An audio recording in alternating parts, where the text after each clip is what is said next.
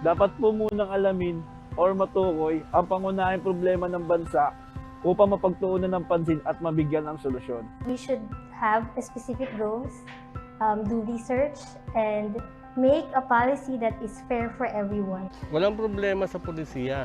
Iayos lang ang pagpapatupad. Bago patubas ang batas, pag-aralan muna gusto ng government. Two things, clarity and execution. Both, you need the communication and monitoring. As simple as that. Mandato ng Philippine Institute for Development Studies o PIDS na gumawa ng mga pag-aaral at pananaliksik ng mga polisiya at programa ng pamahalaan at magbigay ng rekomendasyon sa mga mambabatas sa pagbabalangkas ng mga polisiyang makakatulong sa ating bansa. Sinusulong ng aming ahensya ang evidence-based policy making upang bigyan diin ang kahalagahan ng polisiya na batay sa datos at policy research na sumusuri sa tunay na kalagayan ng ating mga komunidad.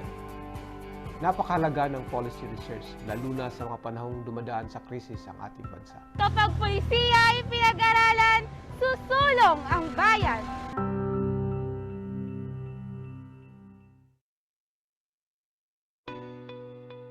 In need of references for digital library that you can access for free anytime and anywhere? You don't have to look far. SERPI is here for you. SERPI is an online database of socioeconomic materials produced by the Philippine Institute for Development Studies, government agencies, research and academic institutions, and international organizations based in the Philippines. It is the country's first online repository of socioeconomic information, created for policymakers and development practitioners, researchers, educators, and students. To access SERPI, just visit the PIDS website and click the SERPI widget under the Databases tab, or type serp-p.pids.gov.ph. SERPI has a wide variety of materials such as journal articles, books, research papers, working papers, policy notes, audiovisual materials, and more. As of 2022, SERPI has more than 60 partner institutions contributing knowledge resources to the database. SERPI provides a comprehensive coverage of references encompassing 22 research themes: labor and education, gender and development, poverty, technology and innovation, trade and industry, and many more. On the enhanced website of SERPI, you can filter your research by keyword or author, publication type, research theme, or year published, all at the same time. SERPI has more than 7,000 publications and audiovisual materials that you can access and download for free. What are you waiting for? Visit SERPI now. Socioeconomic research portal for the Philippines, innovating knowledge exchange and policy research.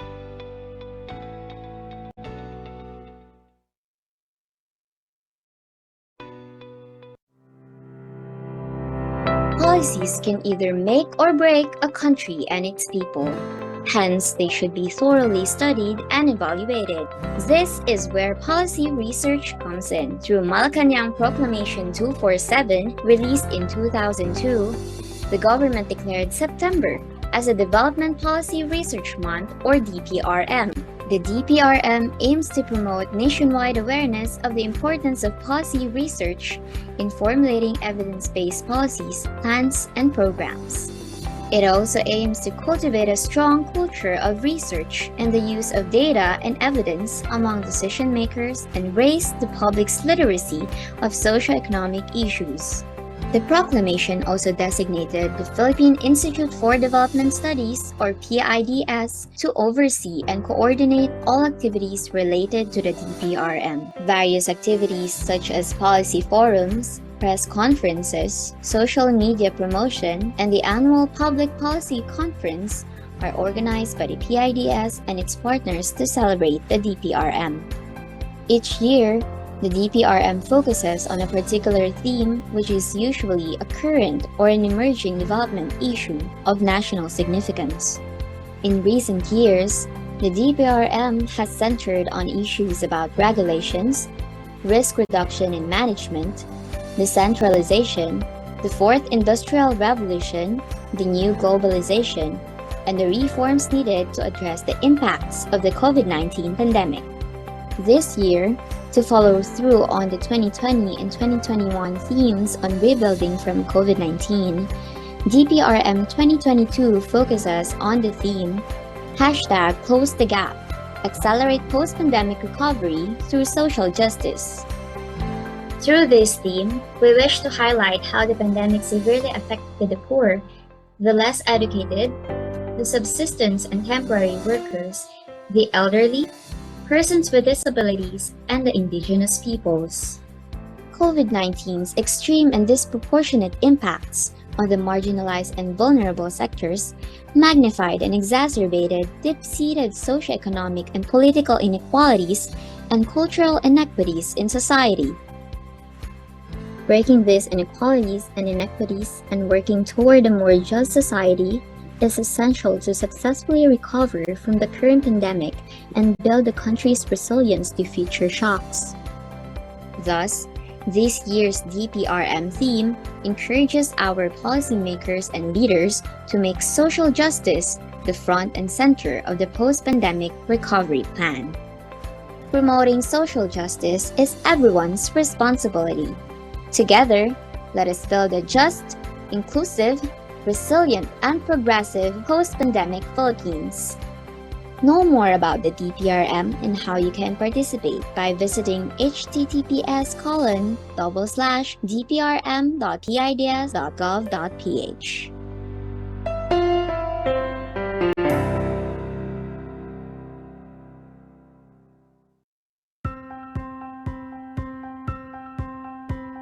Dapat po munang alamin or matukoy ang pangunahing problema ng bansa upang mapagtuunan ng pansin at mabigyan ng solusyon. We should have specific goals, do research, and make a policy that is fair for everyone. Walang problema sa pulisiya. Iayos lang ang pagpapatupad. Bago patubas ang batas, pag-aralan muna gusto ng government. Two things, clarity and execution. Both, you need the communication and monitoring. As simple as that. Mandato ng Philippine Institute for Development Studies o PIDS na gumawa ng mga pag-aaral at pananaliksik ng mga pulisiya at programa ng pamahalaan at magbigay ng rekomendasyon sa mga mambabatas sa pagbabalangkas ng mga pulisiyang makakatulong sa ating bansa. Sinusulong ng aming ahensya ang evidence-based policy making upang bigyan diin ng kahalagahan ng pulisiya na batay sa datos at policy research na sumusuri sa tunay na kalagayan ng ating mga komunidad. Napakahalaga ng policy research, lalo na sa mga panahong dumadaan sa krisis ang ating bansa. Kapag pulisiya ay pinag-aralan, susulong ang bayan.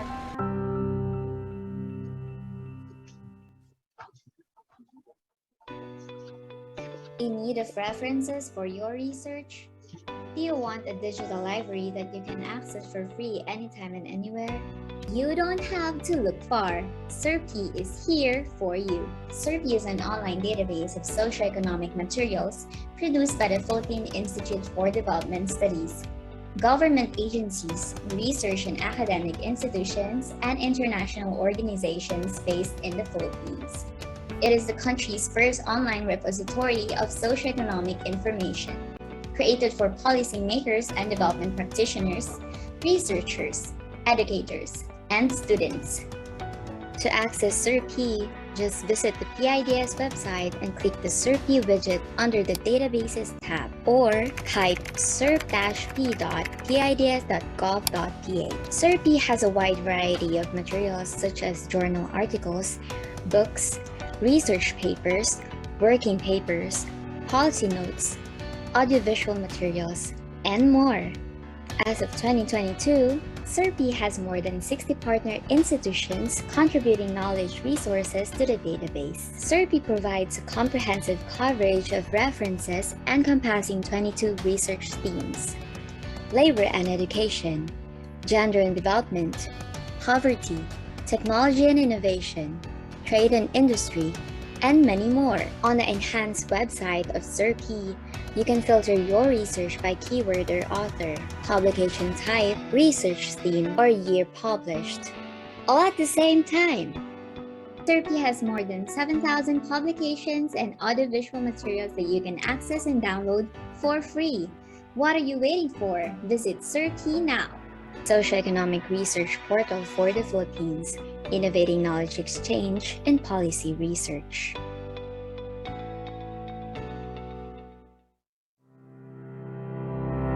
Policies can either make or break a country and its people. Hence, they should be thoroughly studied and evaluated. This is where policy research comes in. Through Malacanang Proclamation 247, released in 2002, the government declared September as a Development Policy Research Month, or DPRM. The DPRM aims to promote nationwide awareness of the importance of policy research in formulating evidence-based policies, plans, and programs. It also aims to cultivate a strong culture of research and the use of data and evidence among decision makers and raise the public's literacy of socioeconomic issues. The proclamation also designated the Philippine Institute for Development Studies, or PIDS, to oversee and coordinate all activities related to the DPRM. Various activities such as policy forums, press conferences, social media promotion, and the annual Public Policy Conference are organized by the PIDS and its partners to celebrate the DPRM. Each year, the DPRM focuses on a particular theme, which is usually a current or an emerging development issue of national significance. In recent years, the DPRM has centered on issues about regulations, risk reduction and management, decentralization, the Fourth Industrial Revolution, the new globalization, and the reforms needed to address the impacts of the COVID-19 pandemic. This year, to follow through on the 2020 and 2021 themes on rebuilding from COVID-19, DPRM 2022 focuses on the theme #Close the Gap, Accelerate Post-Pandemic Recovery through Social Justice. Through this theme, we wish to highlight how the pandemic severely affected the poor, the less educated, the subsistence and temporary workers, the elderly, persons with disabilities, and the indigenous peoples. COVID-19's extreme and disproportionate impacts on the marginalized and vulnerable sectors magnified and exacerbated deep-seated socioeconomic and political inequalities and cultural inequities in society. Breaking these inequalities and inequities and working toward a more just society is essential to successfully recover from the current pandemic and build the country's resilience to future shocks. Thus, this year's DPRM theme encourages our policymakers and leaders to make social justice the front and center of the post-pandemic recovery plan. Promoting social justice is everyone's responsibility. Together, let us build a just, inclusive, resilient, and progressive post-pandemic Philippines. Know more about the DPRM and how you can participate by visiting https://dprm.pids.gov.ph.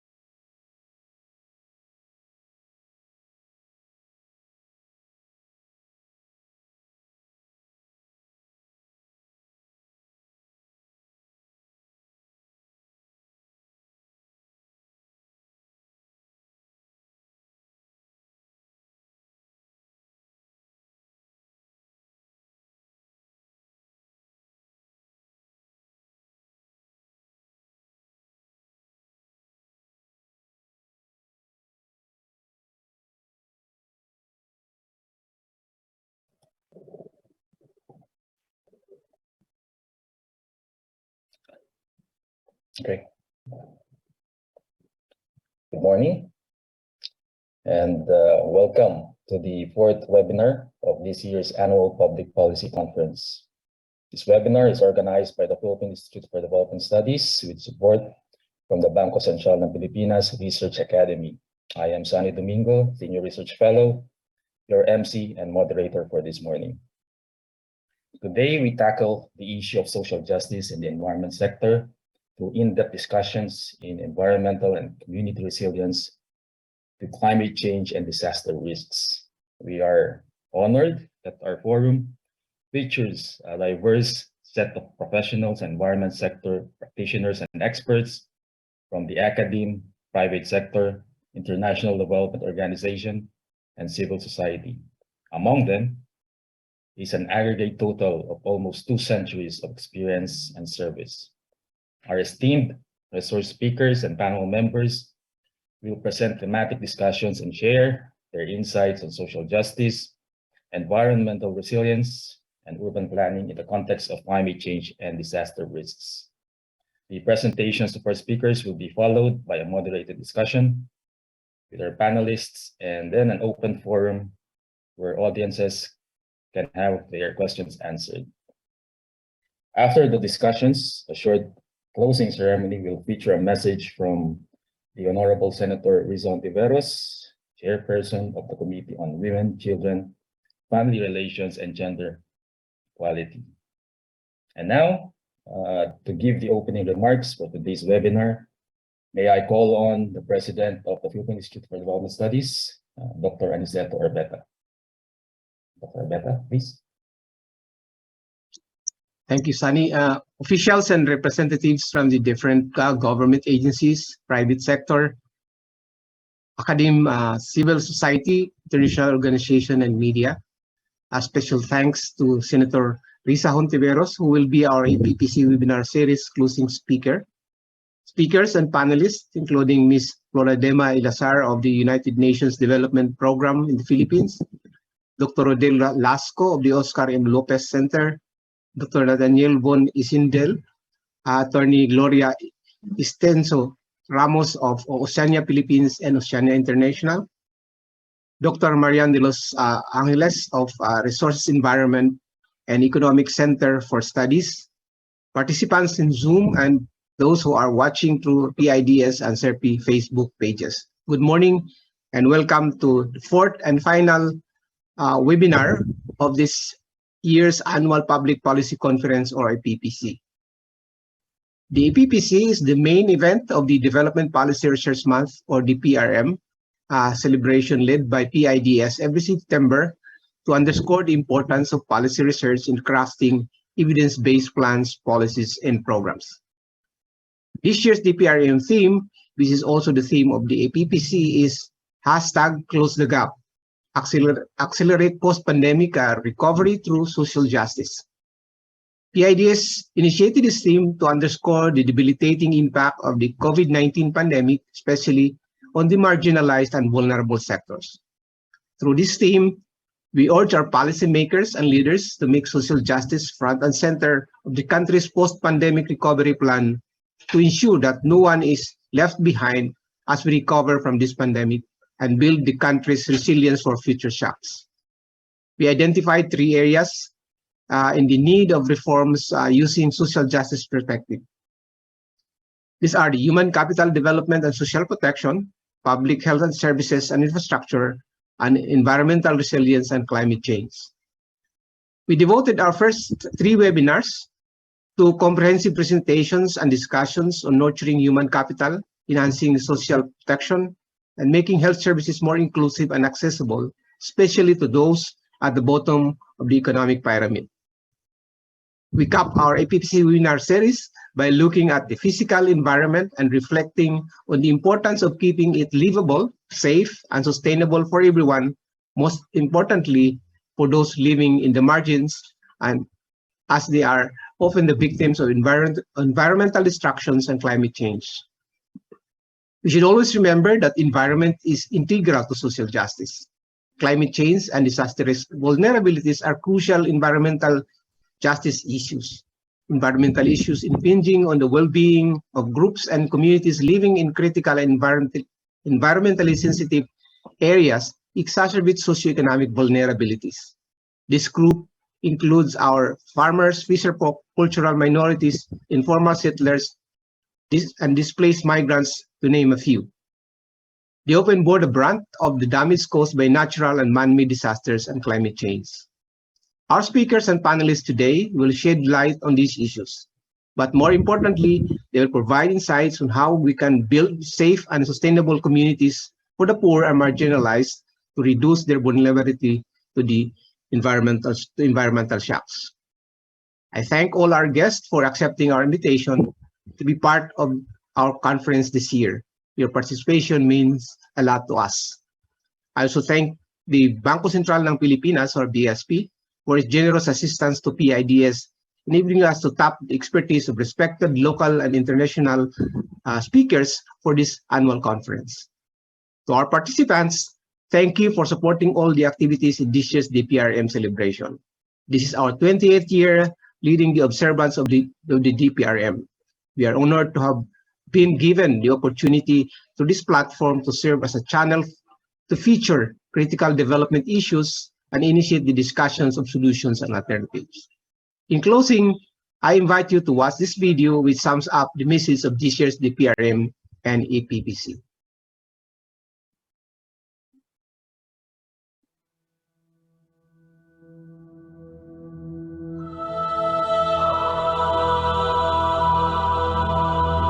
China has identified the cause of a mysterious new virus. Coronavirus. More than 3 billion people in almost 70 countries and territories have been asked to stay at home.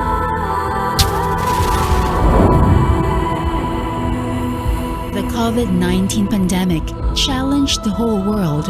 No matter one's age or nationality, it affected everyone. However, the impact of COVID-19 was not the same for all. The least advantaged sectors, such as the poor, the less educated, the elderly, persons with disabilities, and indigenous peoples bore much of the brunt. The COVID-19 pandemic highlighted and exacerbated deep-seated economic, social, and political inequalities and cultural inequities. As we traverse the road to recovery, it is crucial to address these inequalities to strengthen the resilience of vulnerable and marginalized groups to future shocks and ensure that no one is left behind as we move forward from this pandemic. Thus, this September, through the observance of the Development Policy Research Month, the Philippine Institute for Development Studies, or PIDS, and its partner institutions call on our leaders and policymakers to make social justice the front and center of the post-pandemic recovery plan to accelerate the country's recovery from COVID-19 and prepare for future shocks. In the Philippines, the 1987 Constitution frames the promotion of social justice as a commitment to create equitable economic opportunities. It envisions a nation where all members of society enjoy the same basic rights, liberties, opportunities, and protection. Social justice is also the bedrock of many international declarations in which the Philippines is a signatory, such as the Charter of the United Nations, the Universal Declaration of Human Rights, the Copenhagen Declaration, and the UN Millennium Declaration. It is also enshrined in the country's development blueprints, the Philippine Development Plan, or PDP, and the Ambisyon Natin 2040. So the annual Public Policy Conference, which is the main and culminating activity of the DPRM, we encourage our policymakers, the private sector, research and academic institutions, and civil society to work together in reducing and removing the socioeconomic and political inequalities and cultural inequities that divide us. Applying social justice in our policies, plans, and programs should be premised on a holistic approach that sees the organic and functional interrelationship between and among the different sectors of society. We need to recognize that the inequalities and inequities experienced by our vulnerable and marginalized countrymen affect the whole of society, as these hamper the attainment of broad-based, inclusive, and sustainable development. Certain areas are in dire need of reforms using a social justice perspective. Foremost is education. Policymakers and education providers must design modes of education delivery that are sensitive to the needs of learners, especially those from low-income households. Students, regardless of economic status, gender, location, disability, and ethnicity, must have access to quality education. Given the importance of information and communications technology, or ICT, in delivering education and accessing information, the digital divide must be addressed to ensure that everyone has equal access to learning opportunities and digital resources. To protect subsistence and temporary workers from sudden and extended job disruptions, there is a need to improve the design, targeting, and implementation of social protection programs. Likewise, we need a progressive budgeting process that pushes resources to people and places that need them the most. We must also ensure that our public health services are affordable and accessible, especially to vulnerable and marginalized sectors. Policy makers should bat for increased investments in health programs that directly address the needs of the population. It is time for our healthcare system to adopt a life cycle approach by making quality healthcare services affordable and accessible to all from birth to old age.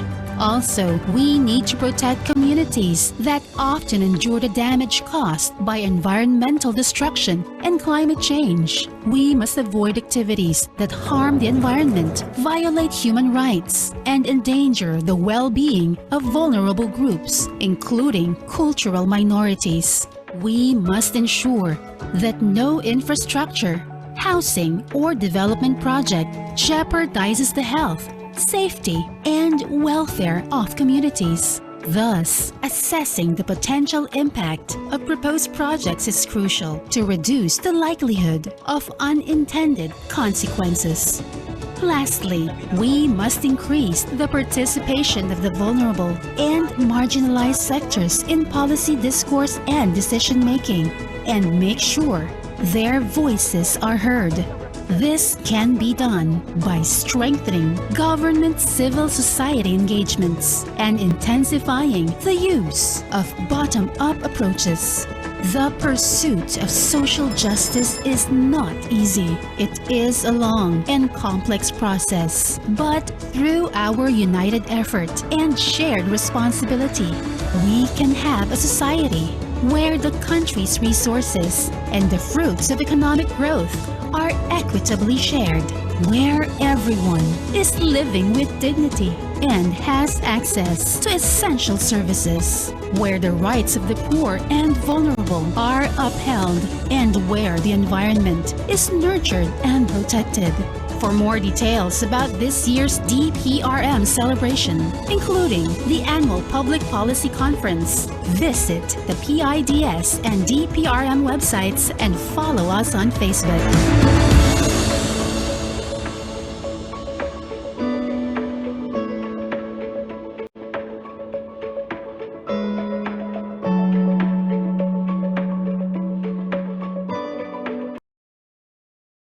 Okay. Thank you, Dr. Orbeta, for that inspiring welcome remarks. And thank you for that very nice video presentation. Before we go to the presentations of our resource persons, may I request everybody to open your webcams for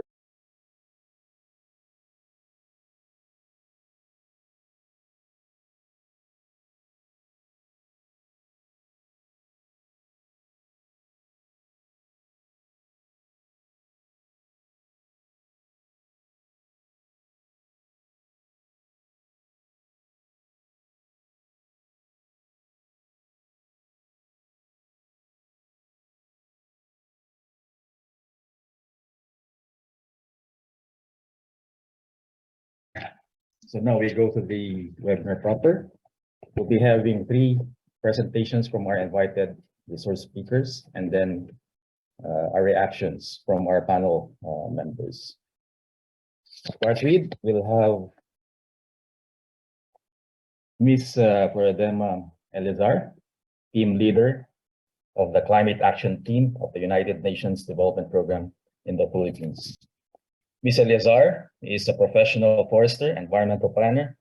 She obtained her BS in forestry from UP Los Baños and MA in urban and regional planning from UP Diliman. She also obtained a special certificate from the Harvard Institute for International Studies on Environmental Economics and Policy Analysis. She spent more than 19 years in government, mainly with ENR, in designing, implementing, and managing ENR programs.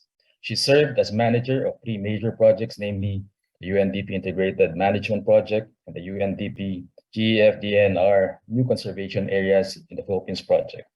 She worked as an independent consultant, UNDP, EU, World Bank, ADB, and DFAT for almost 15 years prior to joining UNDP in 2016. Her expertise includes land governance, biodiversity conservation, natural resources management, climate change adaptation and mitigation, and disaster risk reduction and management. She specializes in policy research, program planning, project management, monitoring, and evaluation. She is currently the outcome lead of the UNDP Climate Action Team in the Philippines, which manages the organization's portfolio on environment and natural resources management, climate change, and disaster risk reduction and management. Ladies and gentlemen, please welcome Ms. Eleazar of UNDP. Good morning. Good morning, Doc Sonny. Good morning, Doc Daves. And let me thank you once again, first of all, for inviting UNDP to be part of this very prestigious conference, the annual PDRM. Let me share my screen.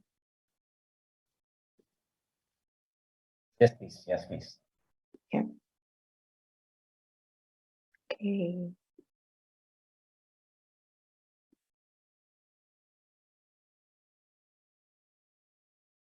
Okay, can you see my screen now? Okay, yeah, thank you. So following this years and these sessions topic, I'd like to talk about building resilience that leaves no one behind. That's the mantra of the United Nations Development Program. As explained earlier, most of the development actions and support that the UNDP develops and implements are all targeted at those which are the most vulnerable and those who have less in society.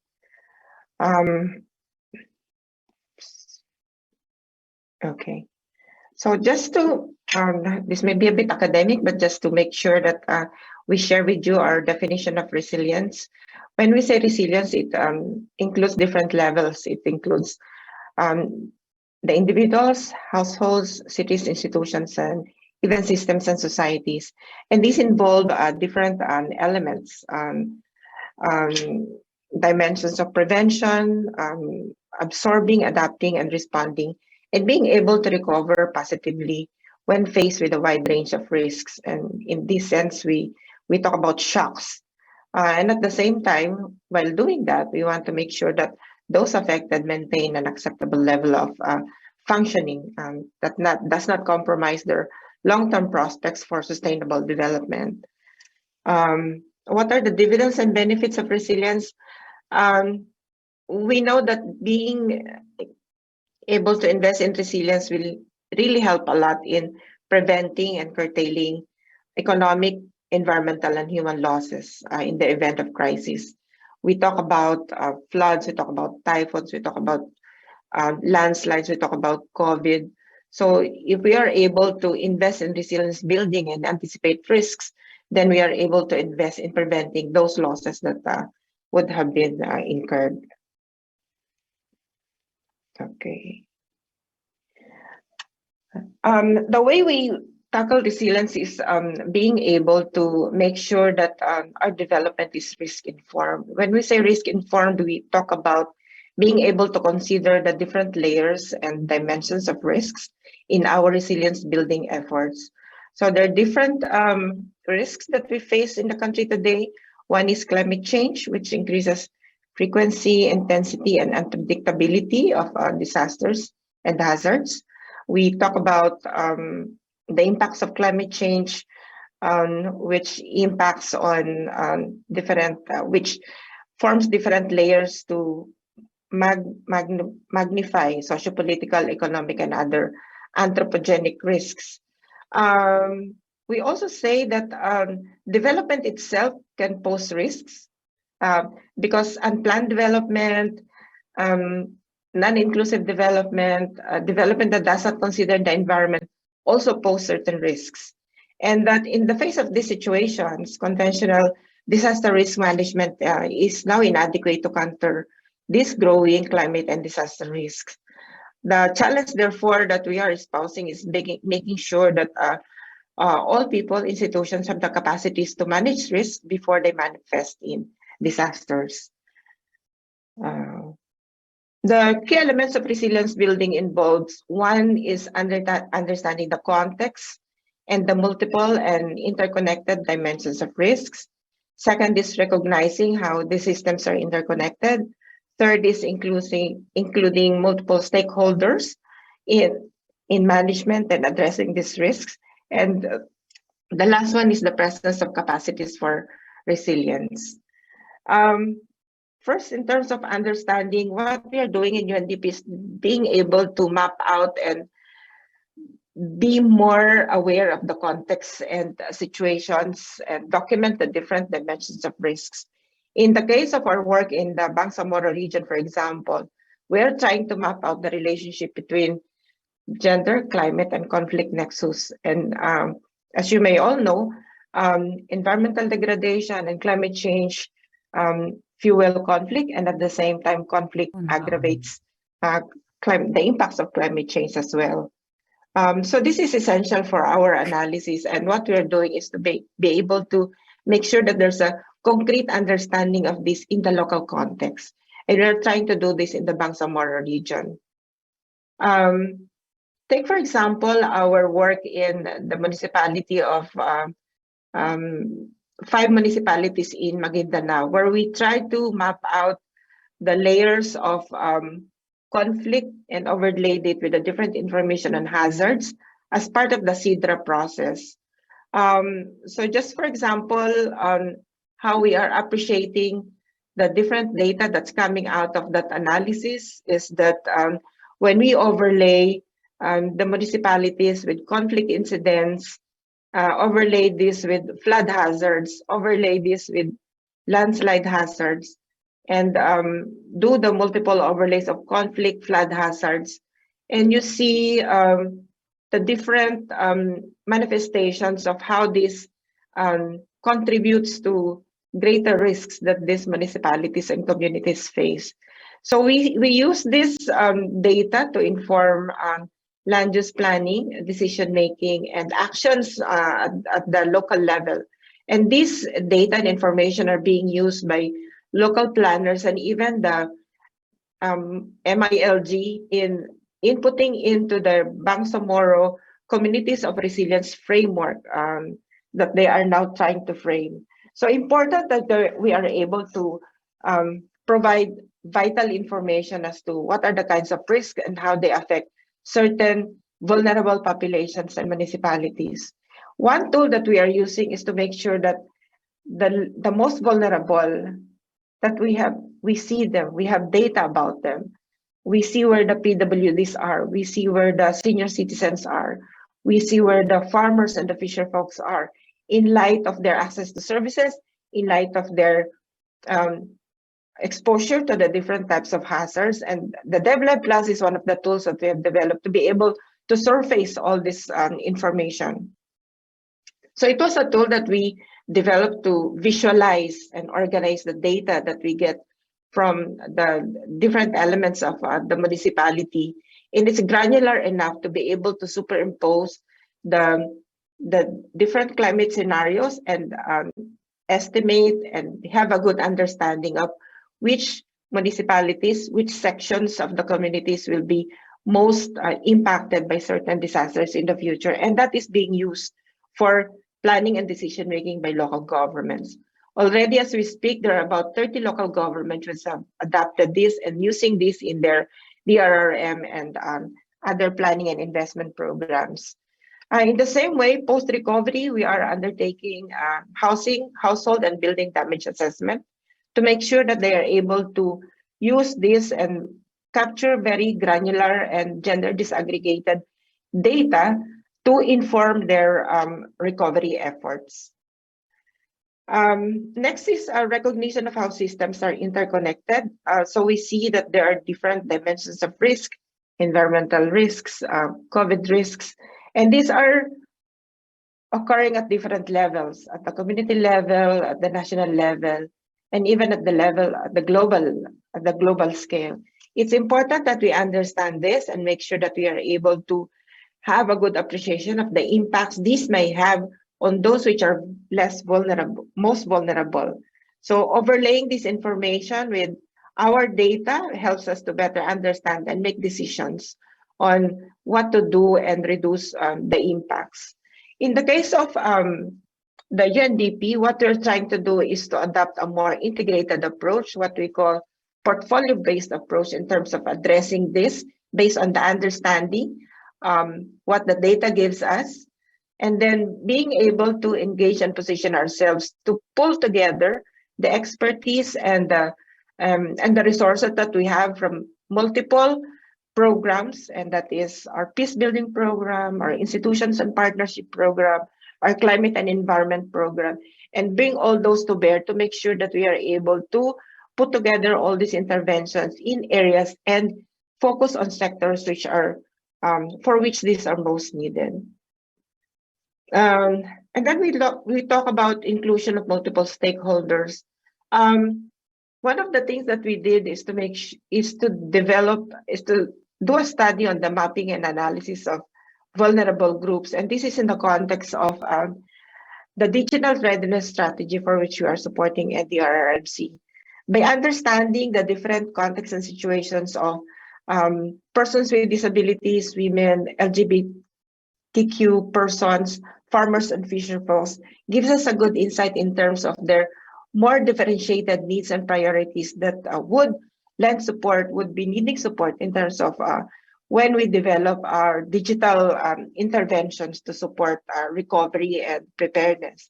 What's coming out from our study is that, of course, obvious that vulnerable individuals really survive on their own, mostly on their own capacities and strong sense of community, and they are the ones that are in dire need of better government support, and that they are differentiated and disproportionately impacted by disasters, and that they have little or no access to online services due to multidimensional barriers that hinder their use of technologies.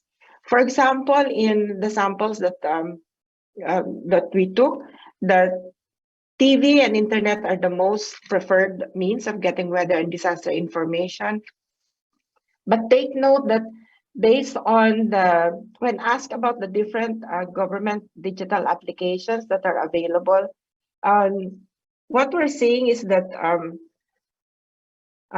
some of the government applications that were developed were not even heard of at all by these vulnerable groups. So this gives us an idea as to how we frame digital solutions to support the most vulnerable groups in the context of their resilience building. Presence of capacities for resilience. As I mentioned, we take stock of data, we take stock of the different analytical work that we do to be able to help government develop frameworks and interventions and develop their capacities as well along these lines. So in the case of our work in the Bangsamoro region, where conflict and climate are prominent drivers, we use this information to help the BARM government develop a convergence framework for communities for resilience. We are joining the BARM government in this journey in developing this framework and developing their capacities in the process. So making use of conflict data and climate data and the interaction of all this information to build communities for resilience in the Bangsamoro. In the same manner, an example of the work that we are doing in Cagayan province, we identified 10 avenues to improve risk management and action planning in the province. And that is coming out of our experience in responding to Typhoon Vamco. And one is using spatial data, making use of advanced multi-hazard, climate smart programming, enhancing flood control, improving safe havens for people and livestock, because most of the people who were affected went back to their households and farms to protect their livestock, and improving emergency preparedness and public health readiness in times of COVID, enhancing social protection floor for the poor. So these were all informed by analytical work and stakeholder consultations as well. Okay, just a few slides to share with you our UNDP's experience in building community resilience. As I was saying, in the context of Cagayan Valley, which was heavily hit by Typhoon Vamco, people there were telling us that, you know, it's always expected that every year or every 2 years, there would be experiences extreme weather events such as the one that happened in 2021. So given that, there's a need to install resilience building so that the next one is not as destructive as the one that they've experienced in Typhoon Vamco. And the work that we did pointed out to different solutions. And of course, the flooding in Cagayan River is very much interconnected with what's happening in the upstream and the greater conditions of the Sierra Madre mountain range. But between the work that they're doing, some of the interventions include nature-based solutions, bamboo nursery establishment, and strengthening the riverbanks so that they don't erode as a result of great flooding events.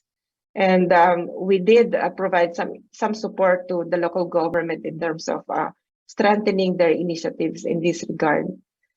And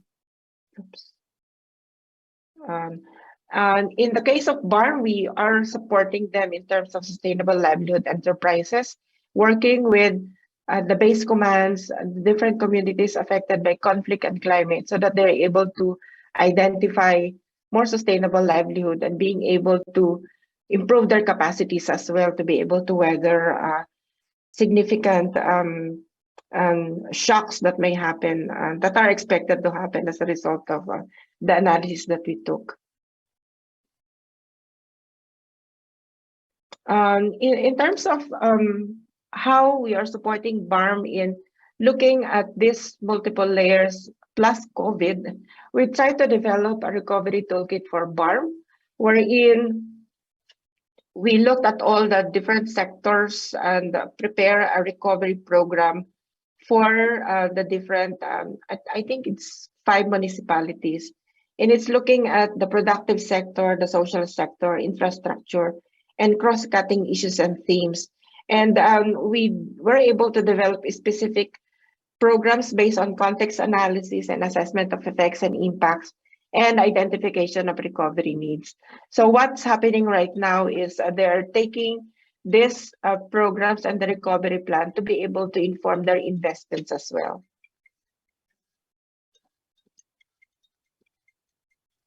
Now on my last slides, what have been our lessons and key practices that's informing the work that we do.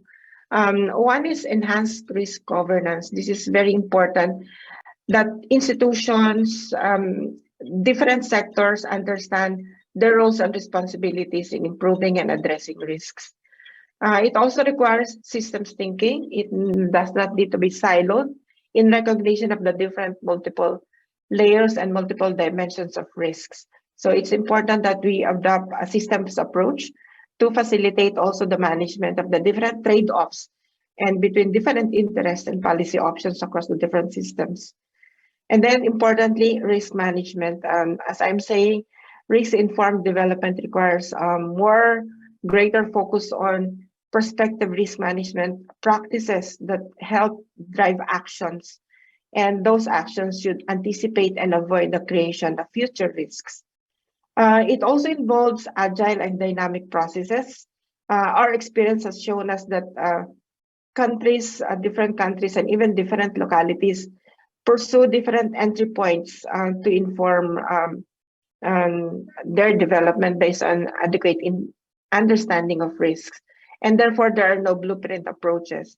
And then in relation to that, it is important that we are able to have a good understanding of context-specific, area-based situations, and based on that information, develop specific approaches that are very specific to certain localities, territorial governance, be it urban and rural areas. And that is through harnessing the different resources, know-how, and capacities of the different stakeholders that are involved.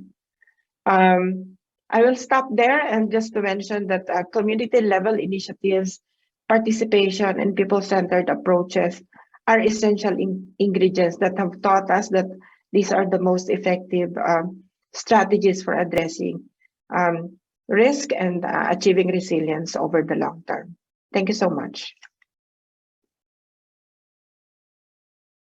Thank you, Ms. Eleazar, for that very nice presentation. I think the participants are one with me in thanking the UNDP for a very innovative and inclusive development portfolio in the country, particularly in your work in the more vulnerable areas. They need all the help they can have. Yeah, thank you. Before we go to the next presenter, may I remind our participants to post your questions in our Q&A box at the bottom of your screen or in the chat box, and we'll try to answer them given enough time later on. Okay. So our next resource speaker is Dr. Rodel Lasco, Executive Director of the Oscar M. Lopez Center and the former Country Manager of the International Council for Research in Agroforestry, or ICRA. Dr. Rodel Lasco has over 40 years of experience in natural resources, environmental research, conservation, education, and development at the national and international levels. His work has focused on issues related to natural resources conservation, climate change, and land degradation. He is an author of several reports of the IPCC, including the 2007 co-winner of the Nobel Peace Prize, and the more recent assessment report number 6 of the working group number 2, which was just recently released. He is the executive director of the Oscar M. Lopez Center, a private foundation whose mission is to promote action and research on climate adaptation and disaster risk reduction and management. He is also a member of the National Academy of Science and Technology in the Philippines. Ladies and gentlemen, please welcome Dr. Lasco.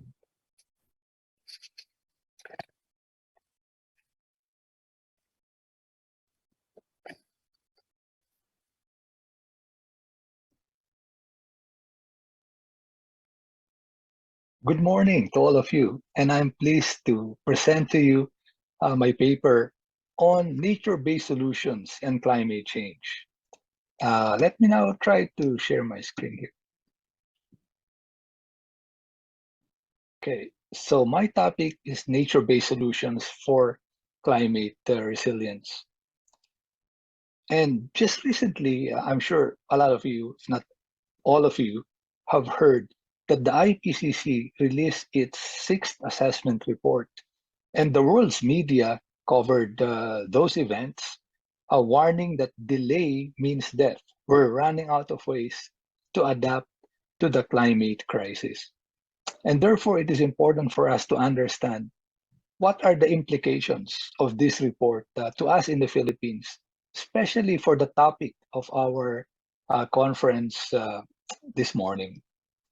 And so what I'm going to do is first present just the key highlights of the 2nd working group report and the 3rd working group report of the IPCC, and try to discuss the implications of this, especially for the most vulnerable, as well as to our indigenous peoples.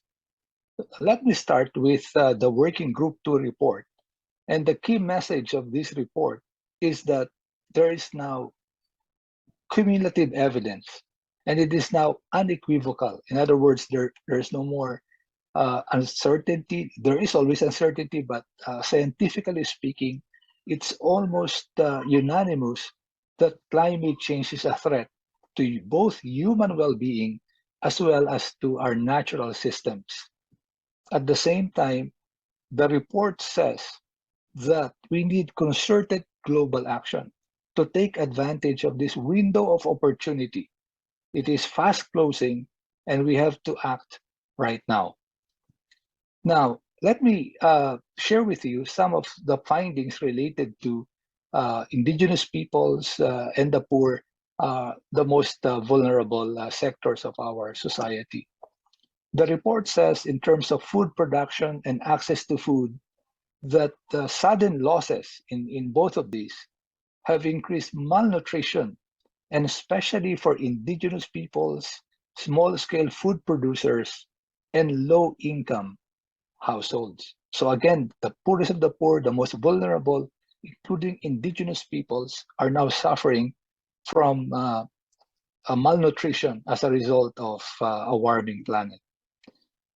Now, the report also says that biodiversity is at risk. On the left panel there, you will see what will happen to our biodiversity resources at 1.5 degrees centigrade. And you will recall that the Paris Agreement is targeting 1.5 or even up to 2 degrees centigrade of warming, no more than these warming levels. And the warmer the planet, you will notice, the more biodiversity loss will happen. So the redder the color, the higher percentage of biodiversity will be lost. And so why do I show this slide?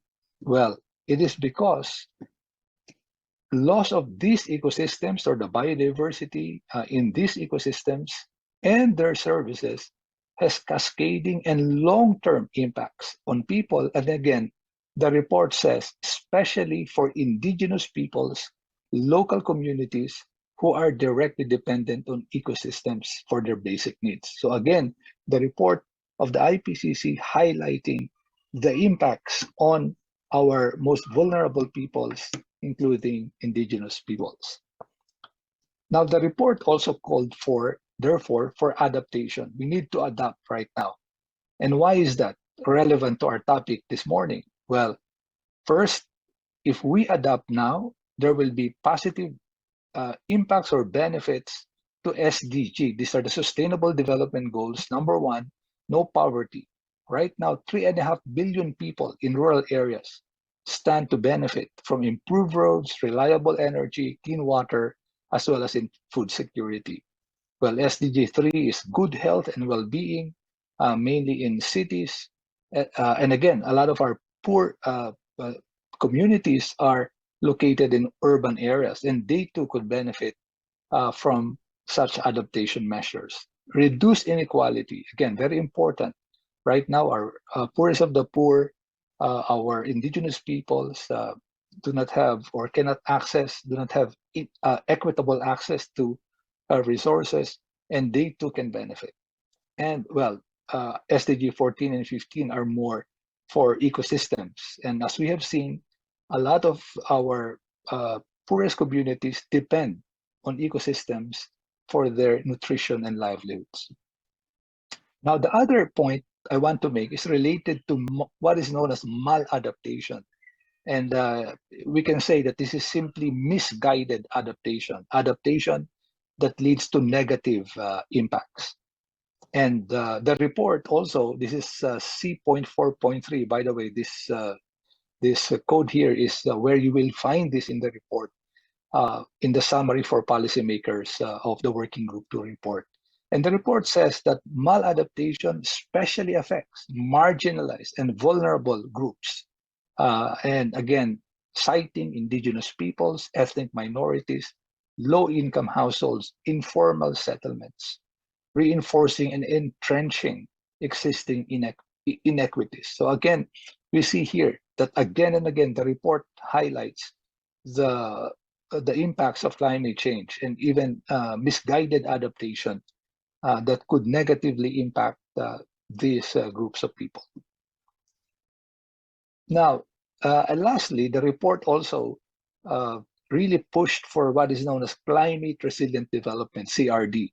The report says we have two options, warmer planet that is on the lower right, or a more benign, less warm planet, not more than 1.5 or 2 degrees centigrade. And such is, of course, our ambition. But the reality is we're headed towards a warmer planet right now.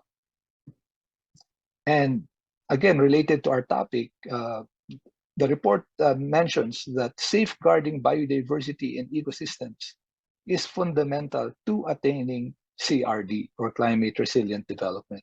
So very important. This is what is known as nature-based solutions, relying on our ecosystems, natural ecosystems, to help us adapt to a warming climate. And CRD, climate resilient development, is facilitated by developing partnerships with traditionally marginalized groups. And again, citing women, youth, and indigenous peoples, local communities, and ethnic minorities. So the report, IPCC report, recognizes the great importance of knowing the impacts of climate change on indigenous peoples and the marginalized groups, and helping them adapt to a warming planet. Now, let me move on to the third working group report, which is on mitigation of climate change. And the third working group report this time showed the continuously rising levels of greenhouse gases. This is not totally new. It's been ongoing for the last, well, since the 1800s, mid 1800s, but especially in the last 50 years, we have seen the dramatic rise of greenhouse gases in our atmosphere. And a lot of these are still coming from fossil fuels, about 80%, and about 20% coming from land use change, deforestation, as well as agriculture. And you just see here the different continents or regions of the world, and which is the dominant source of greenhouse gases in those regions. In our part of the world, it's still land use change more than fossil fuels, but of course, that's because of Indonesia and a lot of deforestation happening in that country. And but then we must also realize that there's mitigation potential coming from agriculture, forestry, and land use change. An example of this is, for example, ecosystem restoration, afforestation, and reforestation. When we maintain forests and we establish new forests, there is sequestration or absorption of carbon from the atmosphere. And I want also to highlight that these mitigation options, and there are so many of them in the report, I just called out one related to nature-based solutions. And the important thing, again, to note is that ecosystem restoration, reforestation, afforestation, they have positive impacts as well in terms of the SDG. Very predominantly positive. There's one negative here, but it's predominantly positive. In other words, if we pursue these mitigation options, they will also help us attain sustainable development. Now, so that's really my sort of quick summary of the IPCC reports relevant to our topic. But now moving on to nature-based solutions, and especially for the Philippines and what's happening right now in our country. Nature-based solutions here in this figure here simply shows that they can work throughout the whole transect, or from upland to lowland, or ridge to reef is sometimes what we call it, from the uplands or the mountains all the way to the coastal, to the rural areas, to cities, and all the way to the coastal and marine zones. There are many adaptation related to or many nature-based adaptation or solutions. And let me just cite some examples here from our country. One study showed this is from the Bureau of Biodiversity Management Bureau, showing that our ecosystems and biodiversity have a value equivalent to 2 trillion pesos. And you will see here that carbon offset or climate mitigation, 453 billion pesos worth, flood prevention, 41 billion, water provision, 50 billion, and so on. So here we see that these natural systems provide many services that can be quantified, and thus we appreciate them more. Natural forests store huge amounts of carbon, and they function as well in absorbing carbon as they grow. On the flip side, when we cut trees, then we also emit carbon to the atmosphere. When we plant trees, then we increase carbon stocks, and this is what is known as carbon sequestration. Now, trees also help farmers become more resilient to changing climate. For example, trees enhance coping capacity to smallholders, especially to climate risks. And how? First, through crop and income diversification, so they have more sources of income and they don't rely only on one crop.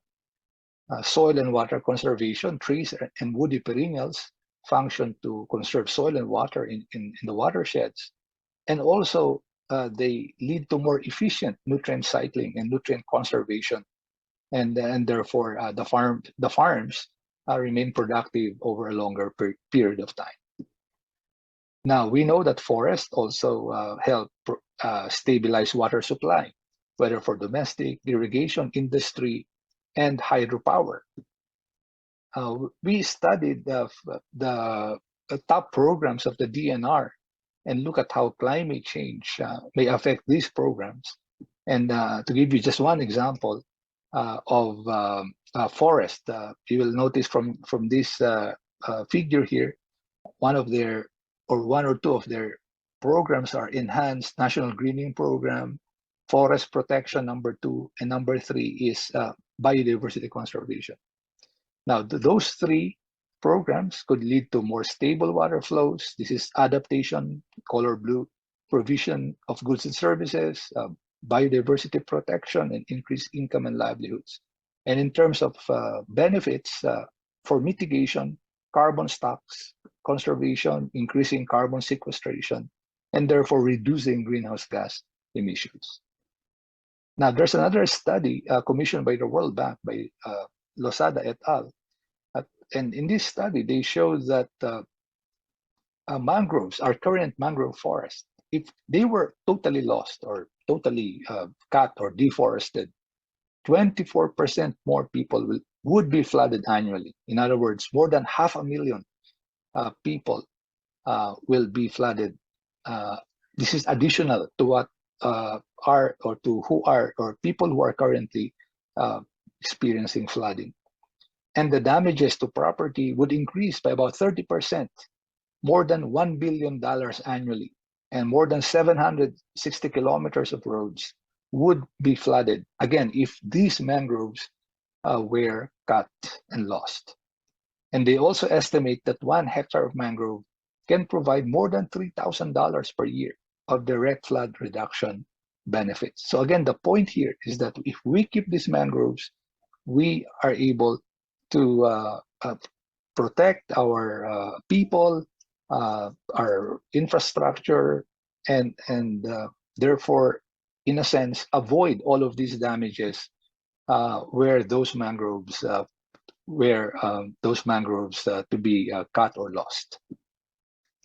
And we know that our forests have been vanishing in the last 100 years. Now, of course, right now we are slowly recovering with the aggressive national greening program of the government, but we lost 50%, half of our forests in the last 100 years. And again, I'm glad that we are slowly getting them back.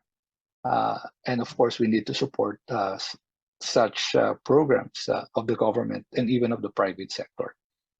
So the government is embarking on the National Greening Program, and I think this is being continued and will be continued by the current administration. And not only the government, but even the private sector is actively involved in greening. And this is an example by the Energy Development Corporation called BINHI. And they have planted thousands of hectares. And right now they're focusing on native trees, conserving, protecting our native forest species. Now, our center, the Oscar M. Lopez Center, is also emphasizing the need for science-based information as we adapt to climate change. So here's an example of one of our products. And I have been citing the IPCC, the Intergovernmental Panel on Climate Change, which releases its major assessment reports every 5 to 7 years. And so what we did was also to have our own IPCC-like assessment of scientific literature. And we call it the PhilCCA, the Philippine Climate Change Assessment Reports. And we started the first round in 2016 for Working Group 1, Working Group 2, 2017, 2018, and the mitigation was released in 2018. And right now we're in the second cycle, the second assessment report. And these reports, what they do, just like the IPCC, is that our top scientists review all the relevant scientific literature out there and try to synthesize them so that they're more understandable, more accessible to our policymakers and to other users. Because we believe that we need science-based information if we are to be climate resilient, if we are to adapt to changing climate, and again, especially for our most vulnerable low-income groups, the indigenous peoples groups.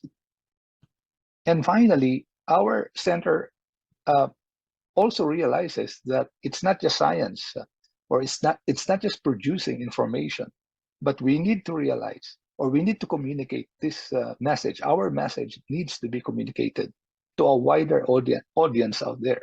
And we have been, experimenting and going into films, for example, short films, docu-films, so that we can reach a wider audience and communicate the need to adapt to climate change. And so with this, I hope I have given you enough information. And just to wrap this up, my take-home messages are 2 points. First, natural ecosystems are critical in enhancing climate resilience of our people, especially our IPs and other vulnerable groups. And lastly, we must therefore support efforts to conserve and manage wisely our natural resources. And so with this, I end my talk. Thank you so much for listening. And again, good morning to all of you. Thank you, Dr. Lasco, for that very comprehensive presentation. I guess for those who are still in denial, climate change is real. The threat is global, and therefore we require global action as well. One of your more interesting presented concepts is the difference between adaptation and maladaptation. So we have been funding so much adaptation-related programs, projects, and activities in the country compared to mitigation activities. And we haven't been looking at maladaptation as a possible cause to a wider level of inequity among our local population. So this probably is one item that we need to focus more on, or we need to consider in terms of us grounding or funding adaptation activities and projects and programs in the country. So again, thank you, Dr. Lasco. We go now to our third resource speaker, Dr. Nathaniel von Einsiedel. He is a fellow of the Philippine Institute of Environmental Planners, an architect, and an urban planner. Dr. Architect Einsiedel is both an architect and urban planner and has been involved with the field of environmental planning for over 40 years, not only in his home country, the Philippines, but also in countries of the Asia-Pacific region. He was formerly the Commissioner for Planning of the Metropolitan Manila Commission, now MMDA, after which he left the Philippine Government Service in 1989 to accept the invitation of the United Nations to serve as the Regional Director for Asia Pacific of the Urban Management Program. In his capacity, he supervised urban planning projects in 21 cities across 11 Asian countries. After 14 years as a Filipino expat, he returned to the Philippines and established himself as a private consultant. Since 2010, he has been focusing on urban redevelopment and disaster risk management. And in 2012, he was awarded by the Professional Regulations Commission as an outstanding environmental planner for that year. And Dr. Einsiedel is a fellow, a very active fellow of the Philippine Institute of Environmental Planners. So let us welcome Dr. Nathaniel Einsiedel. Over to you, sir. Thank you very much for that kind introduction, and good morning to everyone. Magandang umaga po sa inyong lahat. I would like to share our experience on the building of resilient Philippine cities. Ito pong ipipresenta ko is based on the experience of the NGO that I helped establish in the aftermath of Super Typhoon Haiyan or Yolanda, where we were fielded to Eastern Visayas, much of the Visayas that were affected by Typhoon Yolanda, more popularly known as the Yolanda Corridor. So ito pong mga isi-share ko is coming from that experience from 2013 and going on for a number of years. Okay, next slide, please.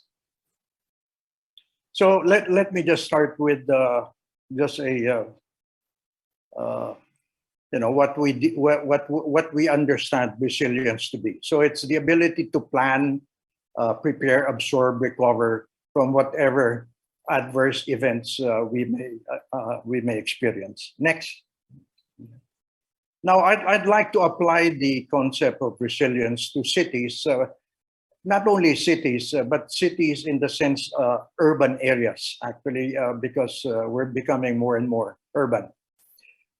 So city resilience is the capacity to function so that the people living there, working there, especially the poor and the vulnerable, are able to survive and thrive. Not just survive, but also thrive, no matter what kind of stresses or shocks they encounter. Okay, next. Now, why is this important? Well, as we know very well, the Philippines is rapidly urbanizing. We're now over 50% urban. Okay, we also know that because of climate change, disasters are becoming more and more frequent and also much more destructive. And they kill, they injure, they affect thousands of people every year. They destroy homes, livelihoods, businesses. They displace a lot of people and they disrupt economic activities. Therefore, it is necessary to reverse the current kind of reactive approach that many of our LGUs still practice, responding to them only after they occur and merely repairing or rebuilding what had been damaged before the disaster. Next, please. So what are the attributes of a resilient city? Based on the work of Rockefeller Foundation under the 100 Resilient Cities Challenge, the first attribute is minimal human vulnerability. Ito pa lamang medyo challenge na sa atin, no? Because it talks about people's access to basic needs. Okay, and as we know very well, we are not. Many of our communities still don't have the complete delivery of basic needs. Next. Also, of course, diverse livelihood and employment, access to finance. Again, this is another challenge because many of our poor brothers and sisters don't have a culture of savings. Next. This number 3, the adequate safeguards to human life and health, is something that we experienced very directly during the lockdown, the COVID-19 pandemic lockdown. You know, the access to health facilities and services and emergency services. Next. Now, this is something, collective identity and mutual support. This is something that we have seen in the case of the communities damaged by Yolanda, where there were a lot of communities that the members of whom helped each other during the times of evacuation. Alam na ng mga tao kung saan sila pupunta, kanino mga bahay yung safe at kanino mga bahay yung hindi safe. Next. Of course, yung stability among the members of the community and their feeling of security.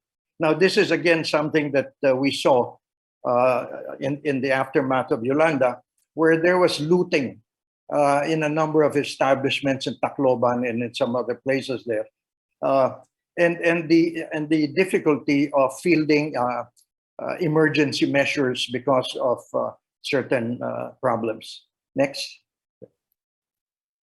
Now, this is another thing, the availability of financial resources and contingency funds. A lot of the local governments that were affected by Typhoon Yolanda, particularly the 4th to 6th class municipalities, had a lot of difficulty in rebuilding. They did not have sufficient financial resources. They also did not have contingency funds. Next. Now, you know, because of the, I guess, the poverty and the low levels of revenues of many of the 4th to 6th class municipalities, they also experienced a lot of damage because of their exposure to storm surges and flooding. And so this is something that needs to be addressed, particularly the appropriate kind of infrastructure. And I particularly appreciate the presentation of Dr. Lasco about nature-based solutions. Next.